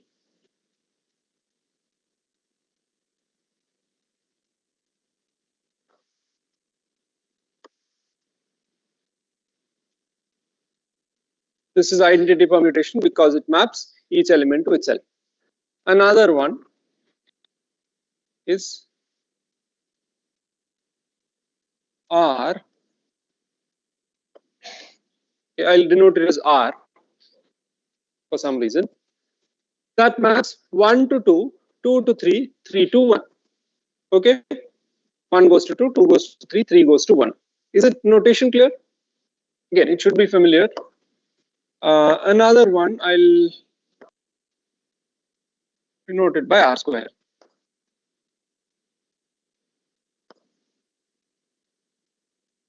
One goes to 3, 2 goes to 2 goes to 1 and 3 goes to 2. Okay, why is it denoted R square? Because it is R composed with itself. So it is really R after R. Okay, we will simply write R square. Okay. Next, as you know, is S. I'll write it like this. So in that I will fix one. Fix meaning it will map one to itself. S maps one to itself. So one is fixed. One is said to be a fixed point of this permutation, and it interchanges 2 and 3. Okay. Another one, I'll write the notation later for the next two. We know that there are 6 permutations, so there's 2 more elements left. So obviously, what I can do now is fix 2, and then I have to interchange the other 2, because if I fix everything, it will be identity permutation. If I fix 2 points, what will I get? If I fix 2 of the points, what will I get?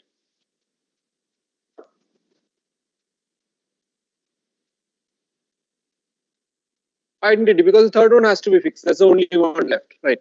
And it's a bijection. You cannot map 2 different elements. You cannot map 2 different elements to the same thing, because it has to be injected. Okay. Now the question is, when you have this notation, how do you compose 2 of these elements? Okay, how do you define composition? Composition is already defined, but how do you quickly compute what the composition is? So you can check carefully. For example, I want to compute what RS is. Okay. So what is RS in this notation? Okay, that is a question. In that 2-line notation, what will be RS? So carefully, if I examine, I have to see what is RS of 1, RS of 2, RS of 3. So RS of 1 means what? R of S of 1. So S of 1 is 1. Okay. Similarly, this is R of 3. This is R of 2, because S of 2 is 3 and S of 3 is 2. But what is R of 1? It is 2. R of 3 is 1 and R of 2 is 3. So this will be 2, 1, 3.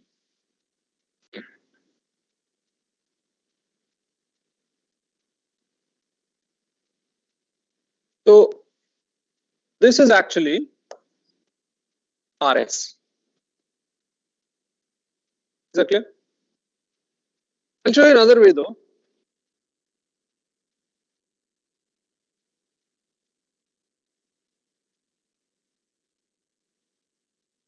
Okay.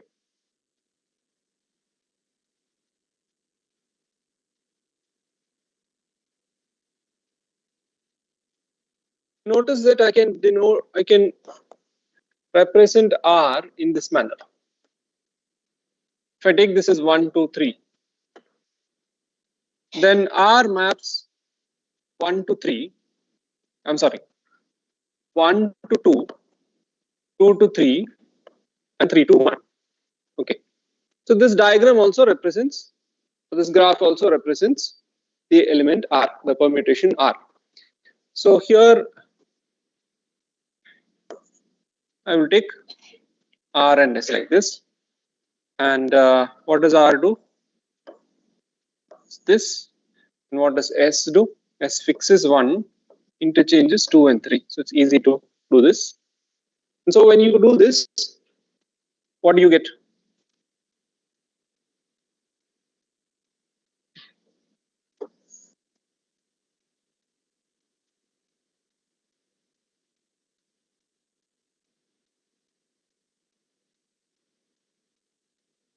Oh, sorry.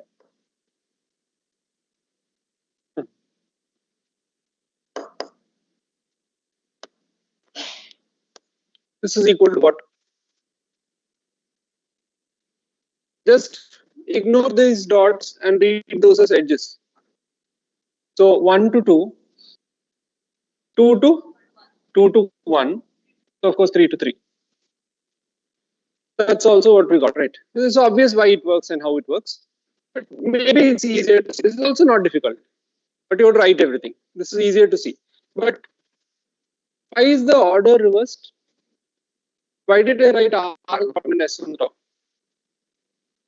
Because S is applied first. So the meaning of this diagram, or how you read this or interpret this diagram, is whatever this X is over here, this is sigma of X. Correct. So if you have X here, you should get RS of X here. But to get RS of X, first you have to get S of X. So that will be here, right? These will be S of X. So for that, you need to take S first. It is on the top. Okay. If you use the other convention where you multiply permutations, like if you write this way, okay, this is also a convention. Say sigma, mu, and so on. You can write permutations on the right so that the multiplication becomes easier to. I mean, it's more consistent with our usual notation or conventions, but it's fine. Okay. So you can use these wiring diagrams to also compute permutations in a simpler way. It's not just a tool for computation. Actually, there is something else that you can see here. In this permutation, how many times or how many crossings of edges are there in this one? One only. Okay. In this one, how many are there? Two. Oh, yeah, I should not point online. Anyone can. So I'm talking about this obviously. So if you take R, the wires cross twice, whereas if you take RS, for example, the wires will cross only once. Okay. If you take S, then S also obvious, right? What if you take? We didn't figure out what this is first of all. So what is this going to be? The left out permutation. What is that going to be? R square S, because it's the only thing left. But of course, you can ask there are some more products left. So it's a group, right? It should be closed under multiplication. So there are so many other computer products that we didn't compute. For example, what is R cube? R cube is identity. That's obvious. So it's okay. But what about SR? SR will be R square S, and RS will be SR square. Okay. So this is equal to SR, and this is SR square. Okay.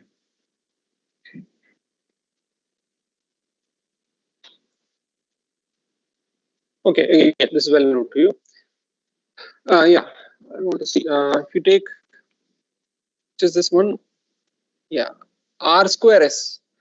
R square S, if you take, its diagram will look like, let's say this. Okay, because it's misleading if I draw it like this, because then it looks like there is only one crossing, but not really, because you have to count every time two wires cross each other. Okay, so really if you want to count, you have to displace this wire a little bit. So how many crossings are there? 3. In R square, how many will be there? R square will be similar to this. It's just, in fact, what is R inverse? R square. R inverse is R square. And if you have the wiring diagram, how do you get the diagram for the inverse? Just vertically flip it, right? Vertically reverse it. So obviously R square also will have the same number of crossings, that is 2. And anyone tell me what is the significance of this number? Yes? It is the number of transpositions that you need for writing this. So I mean, didn't define it all, but you know. So transpositions are interchanges. Okay, a transposition is an interchange of 2 elements at a time. So you can write every permutation as a product of transpositions. That is one of the basic results. So the number of transpositions that you need for writing this, that is equal to this number. Of course, actually that's not a unique number. You can write, if you can write it as a product of 3 transpositions, you can also write it as a product of 5 transpositions. Okay, but it is true that if you have this many, then this with this many transpositions you can write, and that defines what is called the sign of a permutation. So sign of sigma, sometimes denoted like this, or signature of sigma. Sign of sigma is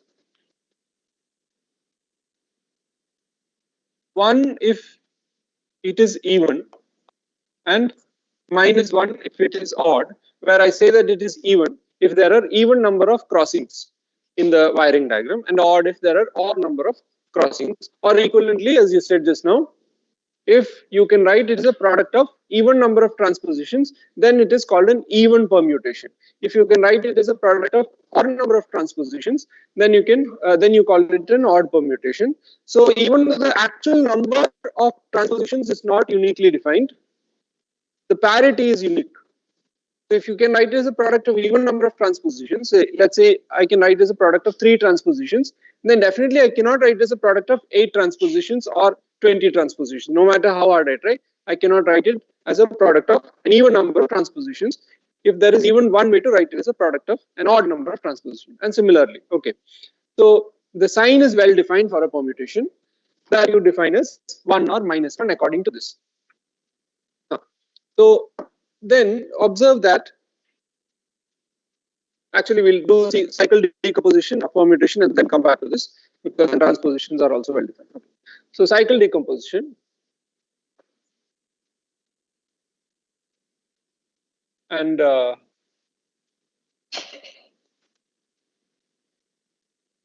one line notation is something else. One line notation for permutation, I'll just mention it. One line notation of a permutation means you just take, say, just this second line. If you just write the second line by itself, so usually write it as 1, 2, 3 like that. That is called one line notation. Okay, don't put brackets around it because brackets around it will make it cycle notation, which is something else. So just 1, 2, 3 like this, or 2, 3, 1. Okay, so this is called one line notation. So you understand that it's in this order 1, 2, 3, etc. And so you can more concisely represent it. It doesn't do anything else. Okay. So cycle decomposition gives you yet another notation for this. So again, let us look at, for example, 1, 2, 3, 2, 3, 1. Okay. So observe that here, if I draw it as a graph, where I say 1 goes to 2, 2 goes to 3, 3 goes to 1. This is a cycle, right? It's like the graph of this is a cycle. So it's called a cycle. So this R is a cycle. Another, why it is called R is because when you think of these as symmetries of the triangle, okay, R is the rotation. R is rotating this way, right? Clockwise in this case. So the vertex 1 goes to 2, vertex 2 goes to 3, vertex 3 goes to 1. So it's rotation. So R square means 2 such rotations, but obviously that is also R inverse because 3 rotations will bring you back to the starting point. So that actually that notation is from dihedral groups, which happens to coincide with symmetric group in the case of 3 elements. Okay. But let's take the other, let's take S now. So 1, 2, 3, 1, 3, 2. So in this case, if you, what will the graph look like? 1, 2, 3. Okay. Yeah, what will the graph look like in this case?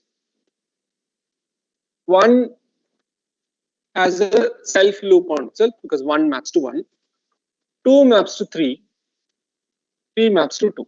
Is this a cycle? The entire thing is not a cycle, obviously, but there is a cycle in it, right? That is this part. This is a cycle, right? Length 2. So the notation that we are going to use for this is, we'll denote a cycle in this manner with simple brackets. This means that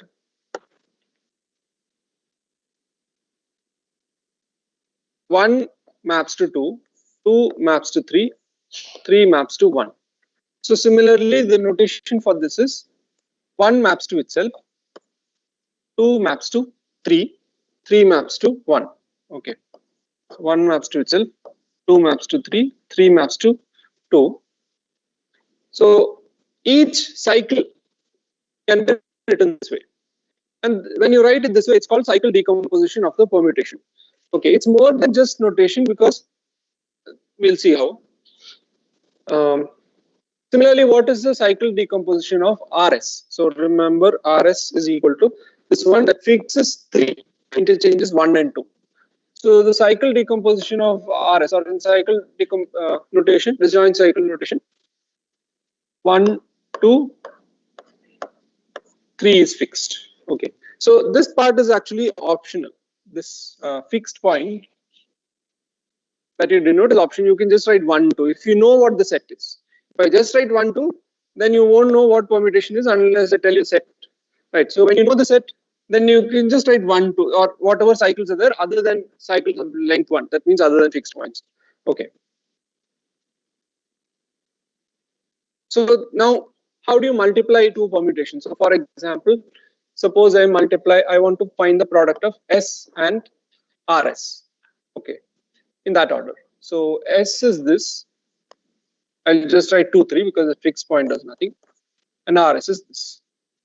So what will be this? How to get the product of the two in cycle notation? Again, remember that you have to go right to left in the multiplication.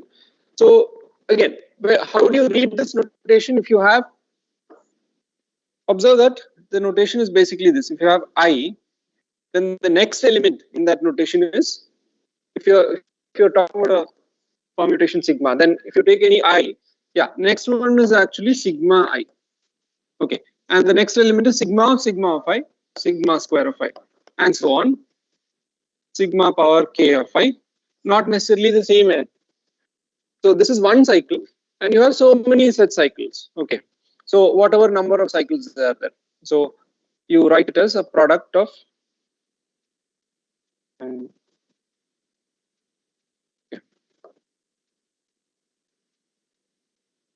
product of such cycles where I belongs to, I won't say I is equal to 1 to 3 because 1 and 2 may be in the same cycle. So for example, it may be like 1, 2, and let's say 3, 5, 4, 7, 8, and then 6. This is possible, right? So I can't write I equal to 1 to 3. I is in some indexing set where they are all unique representatives. Okay, so this is the meaning. So when you have 1, 2, you know that this 1, 2, in that 1, 2, 1 maps to 2, 2 maps to 1. So first of all, if I want to write down the thing, every cycle, what do you observe? Every cycle contains unique elements. That means no two different cycles contain the same element. That's obvious. You cannot have this. Can this be the graph of a permutation? Even if I put arrows here.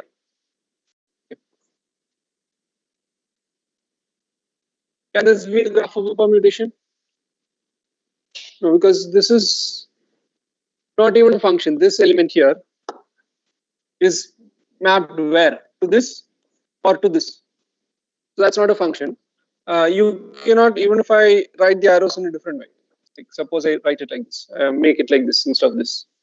Even then it is not a permutation because two different elements are getting mapped to the same element. So you will never have this. So that's why it is disjoint cycles. Okay. Cycles will always be disjoint. Without going into details, you can just think of it.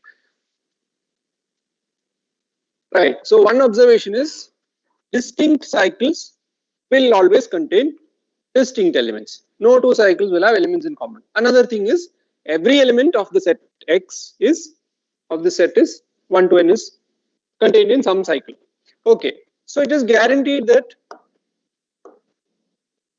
when you write this one has to map to something. Again, just because it's a permutation, one has to map to something. What does it map to is the question. So in here, one maps to 2, and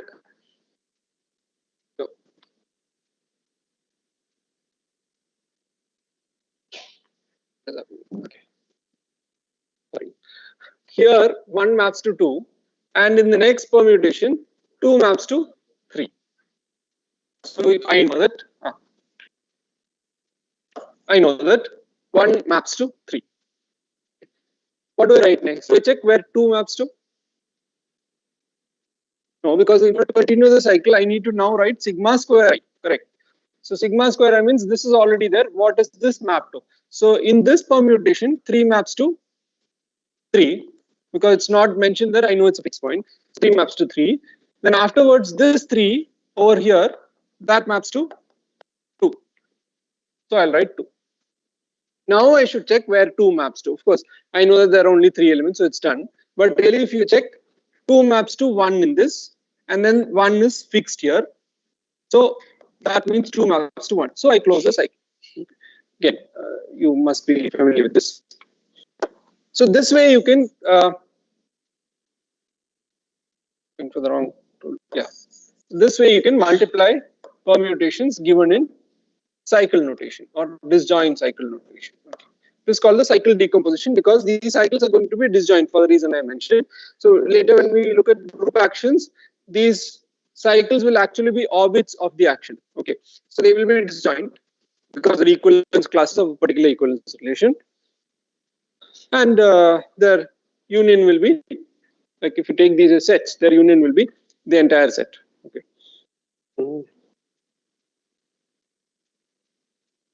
Right. So you can write all the permutation cycle notation.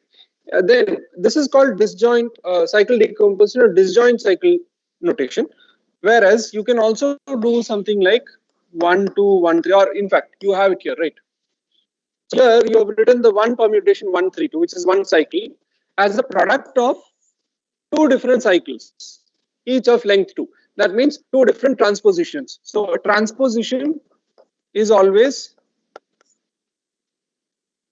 a cycle of this form. Okay, just one cycle of this form. That's called a transposition. You're just swapping 2 elements, interchanging 2 elements. Okay, this is a transposition. So here in this 1, 3, 2, what we just now did, you've written 1, 3, 2 as a product of 2 transpositions, 2, 3, and 1, 2. So this is what we were saying earlier. Every permutation can be written as a product of transpositions. How do you only transposition? How do you prove this? Any cycle can be written as a product of transpositions. Okay, that's not difficult to do. So if you have, I'll write it here.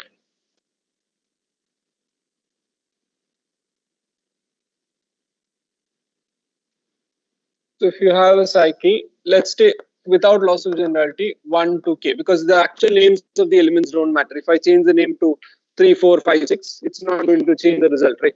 So I just write 1 to k. How do you write it as a product of transpositions? 1k, 1k minus 1, is it? Okay, where this is actually this, and so on. 1, 2, is it? Because here first you do 1, 2, so 1 goes to 2, then nowhere else 2 is there, so 2 is fixed. So that means 1 goes to 2, and that's fixed, right? Then here 2 goes to 1, so then that 1 goes to 3 in the next one, right? Because this will be 1, 3. So 2 goes to 3 because afterwards 3 is not there in any of the previous one, 3 is not there, so it is fixed after that, correct? And so on. So if you keep doing this, you can do, you can get this. So this is also how, more or less, how bubble sort works. Okay.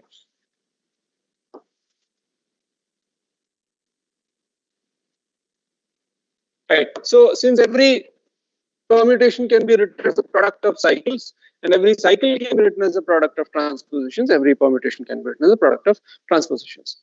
Okay. So the sign of the permutation is well defined, that you have to prove carefully. Okay, we will not prove it. The property. Right. So now let's look in more detail at S3. So we have the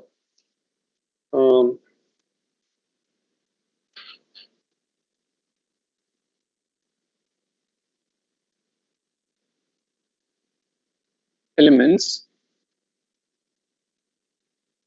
in this manner. And what are the subgroups of this now? So one subgroup is always the trivial subgroup, which I'll just write as one. Singleton set. I wrote one here. Okay, I'll write one only. Fine. And now I'm not going to write the elements of the set. So I'll just write 1r square instead of id or e or anything. Okay. So one subgroup is just the trivial subgroup. What are the subgroups containing this? What are the smallest subgroups containing one? Okay, one is this. 1r square. So you know the notation, right? I have not formally introduced, but you know it. Cyclic group generated by R. Okay. Another one is S. That is just 1 and S. Okay, maybe I'll actually write the entire thing because I am not introduced the notation.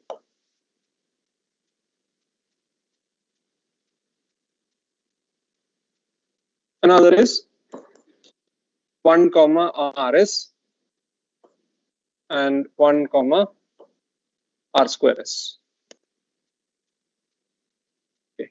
And then you have S3 itself. Are there any other subgroups?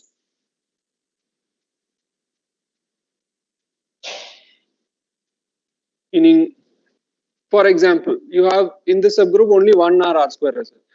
If I take only 1 and R or 1 and R square, then it won't. One you have to take, right? It's identity element. So you don't need to check without one. But if you just take R or R square without the other, it won't work because they're inverses of each other, or in fact, they're powers of each other. Similarly, if you take this together with S, so if you take R, you have to take R square also. So that much is done. Okay. Suppose you're trying to make the smallest possible group. Then this much you have to take if you decide to include R. Now suppose you decide to include S, then what happens? You have to take RS and R square S. So you'll get S3, right? Okay, but what if you take 1S and RS? Then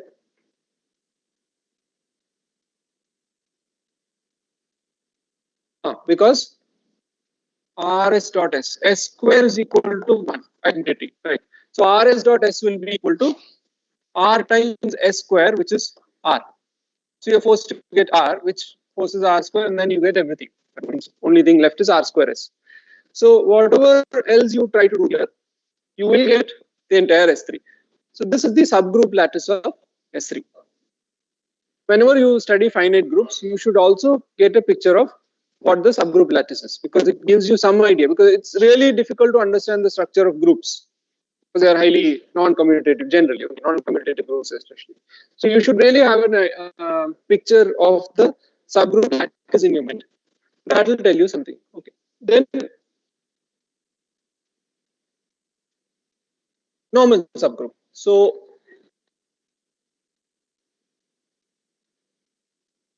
okay, let us take this 1 comma S and see what happens. If you take H is equal to 1 comma S, then we want to check whether Hx is equal to Xh. Okay. So for example, if you take R comma 1S, what does it give? R comma RS. Whereas 1S times R will give you R comma SR, but that is really R comma R square S. So clearly these are not the same. So it need not be in general that X is equal to H. This is one smallest example. Okay. But let's take H is or N is equal to 1R square. Firstly, do I need to check whether, for example, Rn is equal to NR? Do I need to check this? Rn will be equal to what? R is already in N, so Rn is equal to N. Here also, S times 1S is one S only. In fact, it is S comma 1 if you write it strictly in that. But it's the same thing. That's the point. So 1S times S is also the same. So they will always be equal. You cannot get a counterexample that way. Okay. So here I'm not going to check whether Rn is equal to Nr or R square n equal to Nr square. And of course, 1n is always equal to N1. Okay. So only thing I need to check is Sn, is it equal to Ns? So Sn will be what? S SR SR square. If you write it in the convention that we have taken of writing these elements or elements this way, is S, then R square S and RS. Okay. NS will be, again, you have to take N on the left and then multiply S on the right. So 1S, that is S, RS and R square S. Is it the same as Sn? Yeah, the elements are obtained in a different order, but it's a set. So they are equal. So here you see that also an example of how, for example, HK can be equal to KH. So if you take the subset, right? So even if you take this HN, obviously that is going to be equal to NH as well. Okay, but it is not that every two elements commute. That is not true. Okay, so we found that also this equality can be obtained set wise. So see an example here. So in fact, this is true, and also, of course, not S square. RSN is also going to be equal to NRS, not NSR, NRS. Why is it? Already SN is equal to N. SN is already equal to NS. So you can write this SN here as NS first, and then RN is equal to NR already. So again, R can be transferred to this. This also works. Okay, there's nothing wrong in doing that. So this is going to work, and then R square SN is also equal to N R square S. Okay, don't change the order here. This is one element. You're not changing the element order. Okay, so then N is a normal subgroup. So this is a normal subgroup of S3. The trivial subgroup is always a normal subgroup. The whole group is always a normal subgroup. The other three are not. The other three we check are not normal subgroups. And you know, usually when you ask a question of what is an example of a subgroup that is not normal, this is the smallest example. Okay.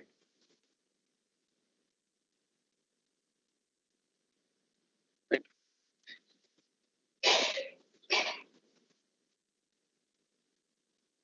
Right. Actually, now I want to discuss quotients. Correct. Yeah. So the point is this well defined? Let's again try with. So if n is normal, then I say that it's well defined. Otherwise, it may not be. So we'll check in this case. The point of the example. So h is equal to 1s. Now we'll take RH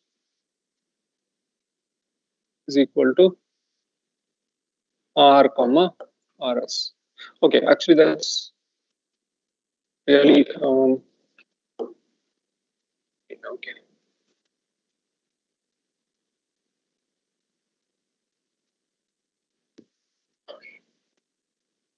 What is RS times H?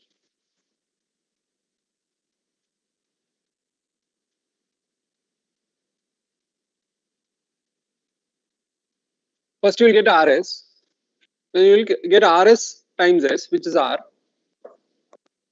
These are same, right? This is equal to RH, correct? Yeah. Okay. So let me try to do RH times SH just for SH is of course equal to H, that you know. Okay. So let me try to do this and say that this is equal to RSH. Okay.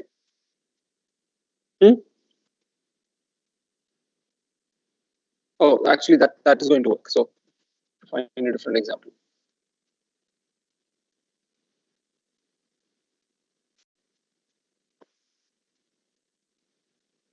So I'll first do R square H. R square H is going to be, of course, R square comma R square S. Okay.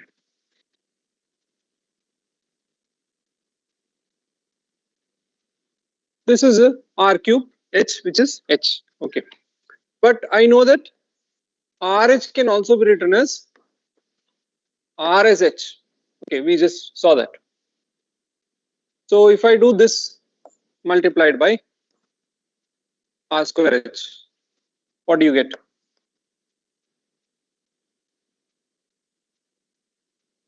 According to our definition of operation, RS times R square is, you can remember that S R square is equal to RS.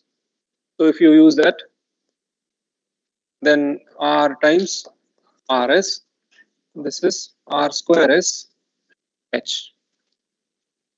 Okay. Here you get H. Here you get R square H. R square S H. Is R square S H equal to H? Is this equal to H?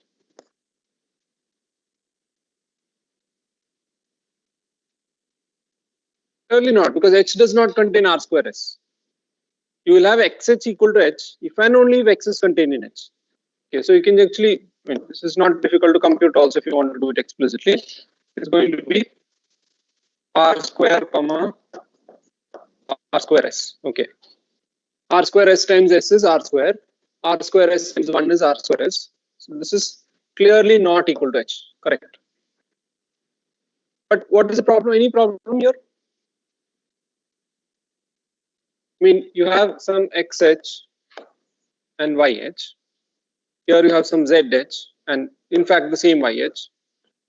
But what you have is XH is equal to ZH, but XH YH is not equal to XH ZH. What does that mean? That operation is not well defined. Because when I say take a coset, take two cosets of H and multiply them in that with that operation, I'm only allowed to take the coset. I'm not choosing the representative. The definition happens to be in terms of representative. Okay, I'll give a different example of this very simple example, which you can always give whenever you require an example of how something may not be well defined.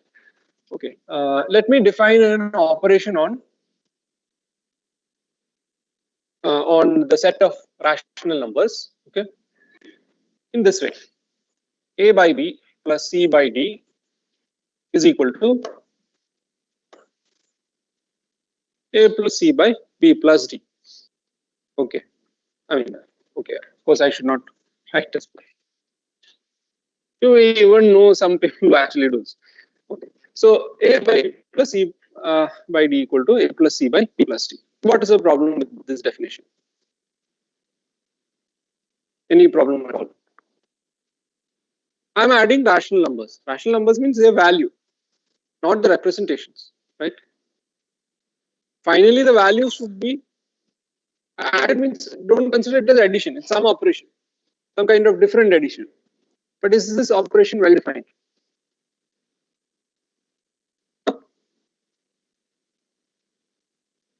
Okay, that is one issue. It should not be equal to. Okay, so I will say that this is only defined if b plus d is not zero. Okay, that's one problem. I should ensure that b plus d is not zero. Okay, what else?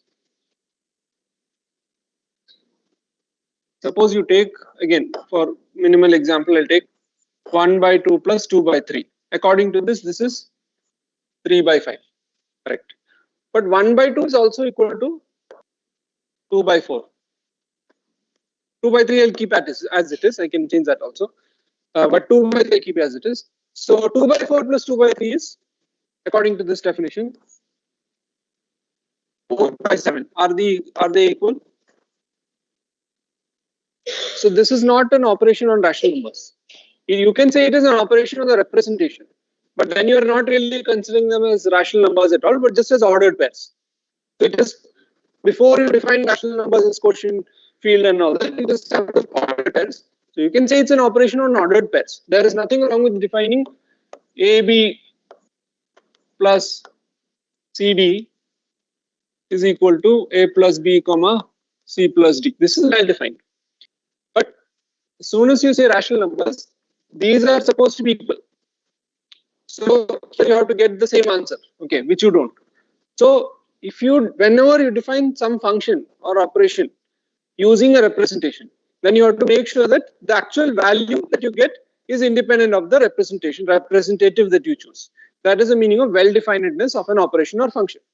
So here we have an example where xh and yh are actually the same element, but with, sorry, xh and zh rather are actually the same element, but with different representations.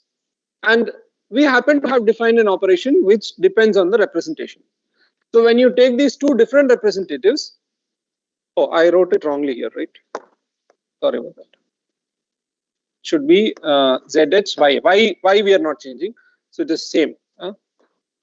Yeah. So when we happen to change the representative, you get a different value, which means our operation is not well defined. Okay, it is not an operation on the set of cosets, because in the set you just have the cosets by themselves. Here in the set you just have the cosets.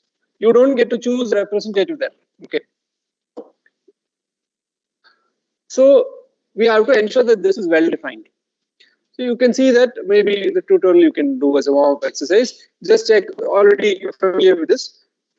Just check that this is well defined if and only if n is a normal subgroup. It's if and only. If and only if n is a normal subgroup. Okay, in that case, what structure is it? Once you define this multiplication.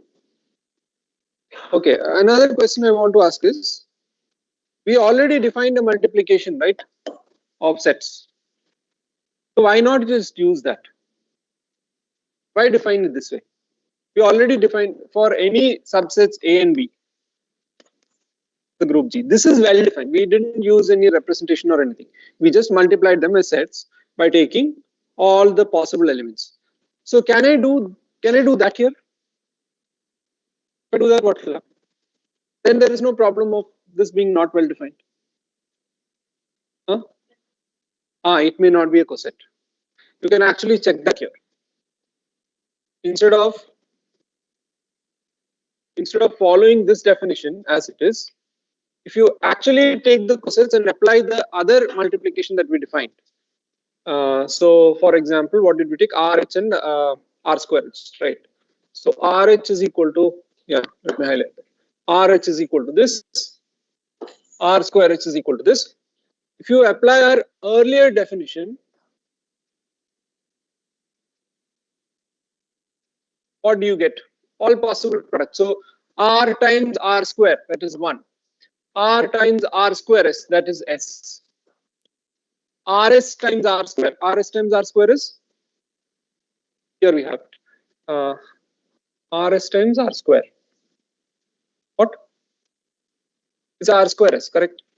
SR, which is R, yeah, that's correct. Yeah. R square S and RS times R square S. That is, it has to be S, I believe. No, it has to be a rotation. So it has to be R RS SR square, RS R square. No, R square, correct.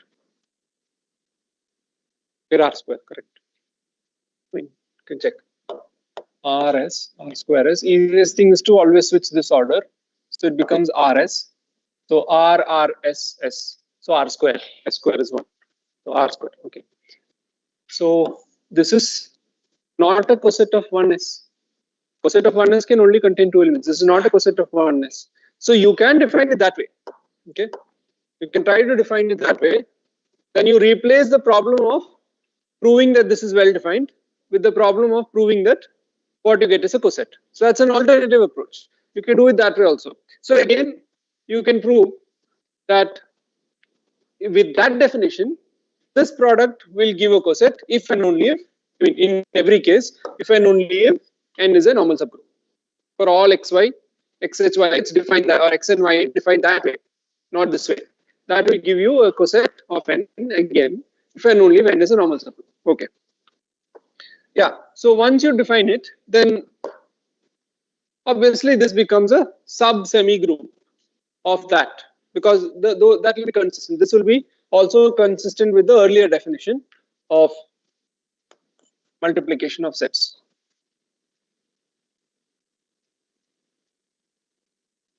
I'll just write.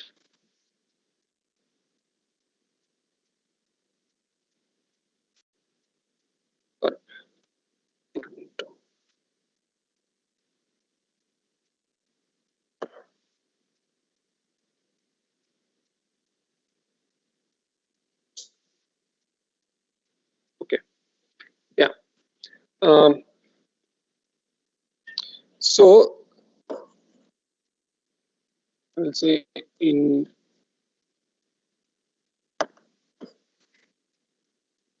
this as defined in P star of H, like that I'll say.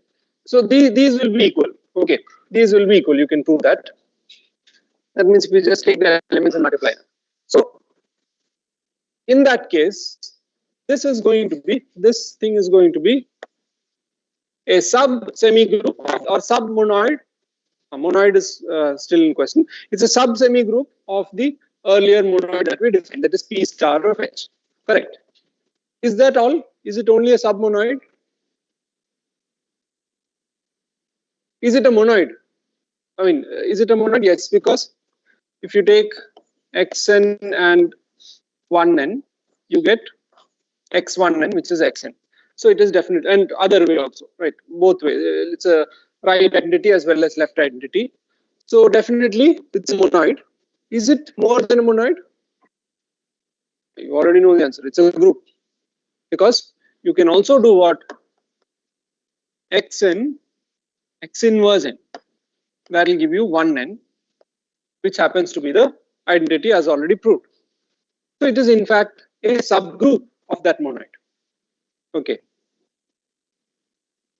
We saw earlier that G itself forms a subgroup of P star. Sorry, this is not P star of H. This is P star of G. I don't know why I wrote H. We saw earlier that G itself forms a subgroup of P star of G. Not literally, because elements of G are not elements of P star of H. But if you promote every element of G to a singleton set, then as that it becomes a subgroup of P star of G. But now we have some other subgroup. Okay. So this will also be a subgroup of P star of G. Okay, because these are all some subsets. I mean, this is a collection of subsets of G, right? But since it is a group by itself, we just consider it that instead of considering it this way. This is called a quotient group. Again, you know this. So is a quotient or factor group. Quotient or factor group of G by the normal subgroup N. So you can only do this if it is a normal subgroup. Okay.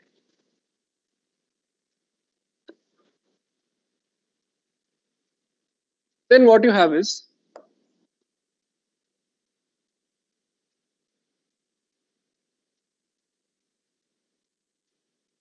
there is a natural. When do we stop? Stop at 1, right? Or 12:30? Oh, 12:30. Okay, then let's stop. So yeah, there is a natural homomorphism from G to G mod n, which maps X to Xn. Okay, it's quite clear from this definition of this multiplication, that this is going to be a homomorphism. It's in fact a surjective homomorphism. That's also clear, because every element of G mod n is of this form. So you can get any element by taking that suitable X. Okay. There's no question of well-definedness here, because you're not mapping Xn to something. Then you need to check. Here you're mapping X to Xn. So it's well defined. Okay. So this homomorphism, but more than that, this gives you a universal property, okay, of the quotient. Yeah, we already observed the kernel of the homomorphism is normal. So in fact, I'll tell you some universal property of the quotient. Okay.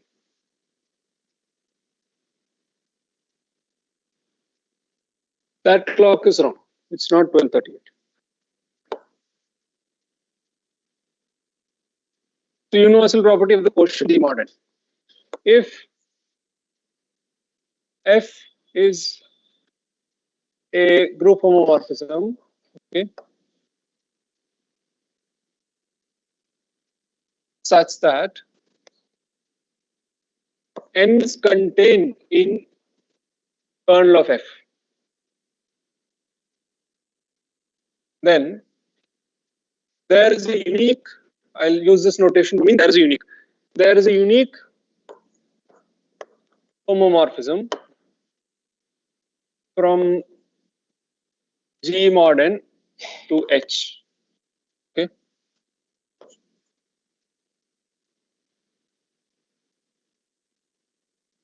Such that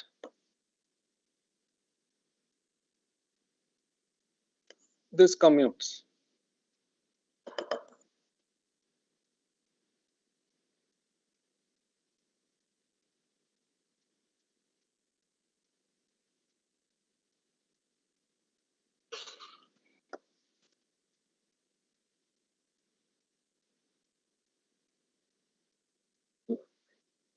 Well, 45. What? Oh, okay, okay. Um, right. So I'll stop after this. So you have, I'll tell you what is there. You have F from G to H is a homomorphism. And then phi is the canonical projection which I mentioned that maps X to Xn. Okay. Then there is a unique homomorphism F star from G mod n to H such that this commutes. That means what? F star after phi is equal to F. In other words, you can always factorize F through phi. Okay, this phi is fixed. You are not choosing phi after looking at what F is. F star is chosen accordingly, but this phi is already given because G and N are fixed. The only condition we have is this. Okay. So for any F satisfying this condition, you can factorize F like this. And in fact, remember this is a epimorphism. Means it is a surjective homomorphism, and this will in fact be injected. Okay. So this will be injected. Okay. So it is what is called an epimonofactorization.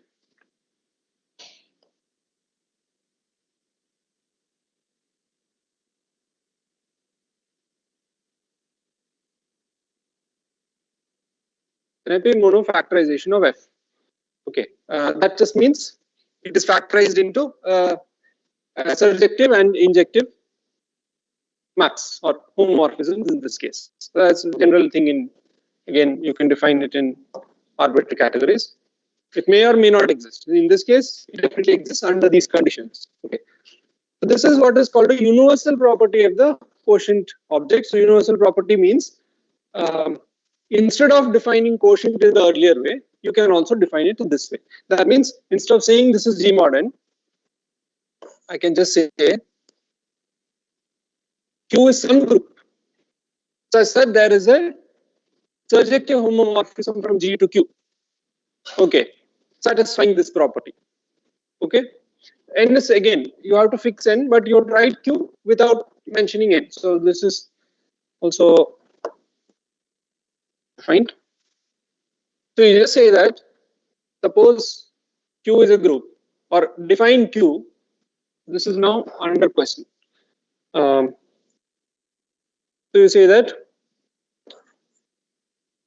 there should be a surjective a group Q and a surjective homomorphism from G to Q such that this property is satisfied. What is the property? Whenever F is a homomorphism from G to G to H, such that the fixed normal subgroup N is contained in the kernel, then there exists such a homomorphism from Q to H such that this commutes. Okay. Injectivity you don't have to assume, it follows. This injectivity of this follows from this property. You're not assuming it. So you just say that there is a homomorphism of this kind such that this commutes, and there is a unique one. The uniqueness is important. There is a unique such homomorphism. Then automatically you will get that Q has to be, of course, isomorphic to G mod n as defined earlier. So G mod n we defined earlier explicitly by construction, but you can also define it with this property without using that construction. That's what I'm saying. So this is again moving towards category theory. Okay, we'll stop here. Thank you. Any questions? Any questions from the online participants? No. We'll stop. Thank you.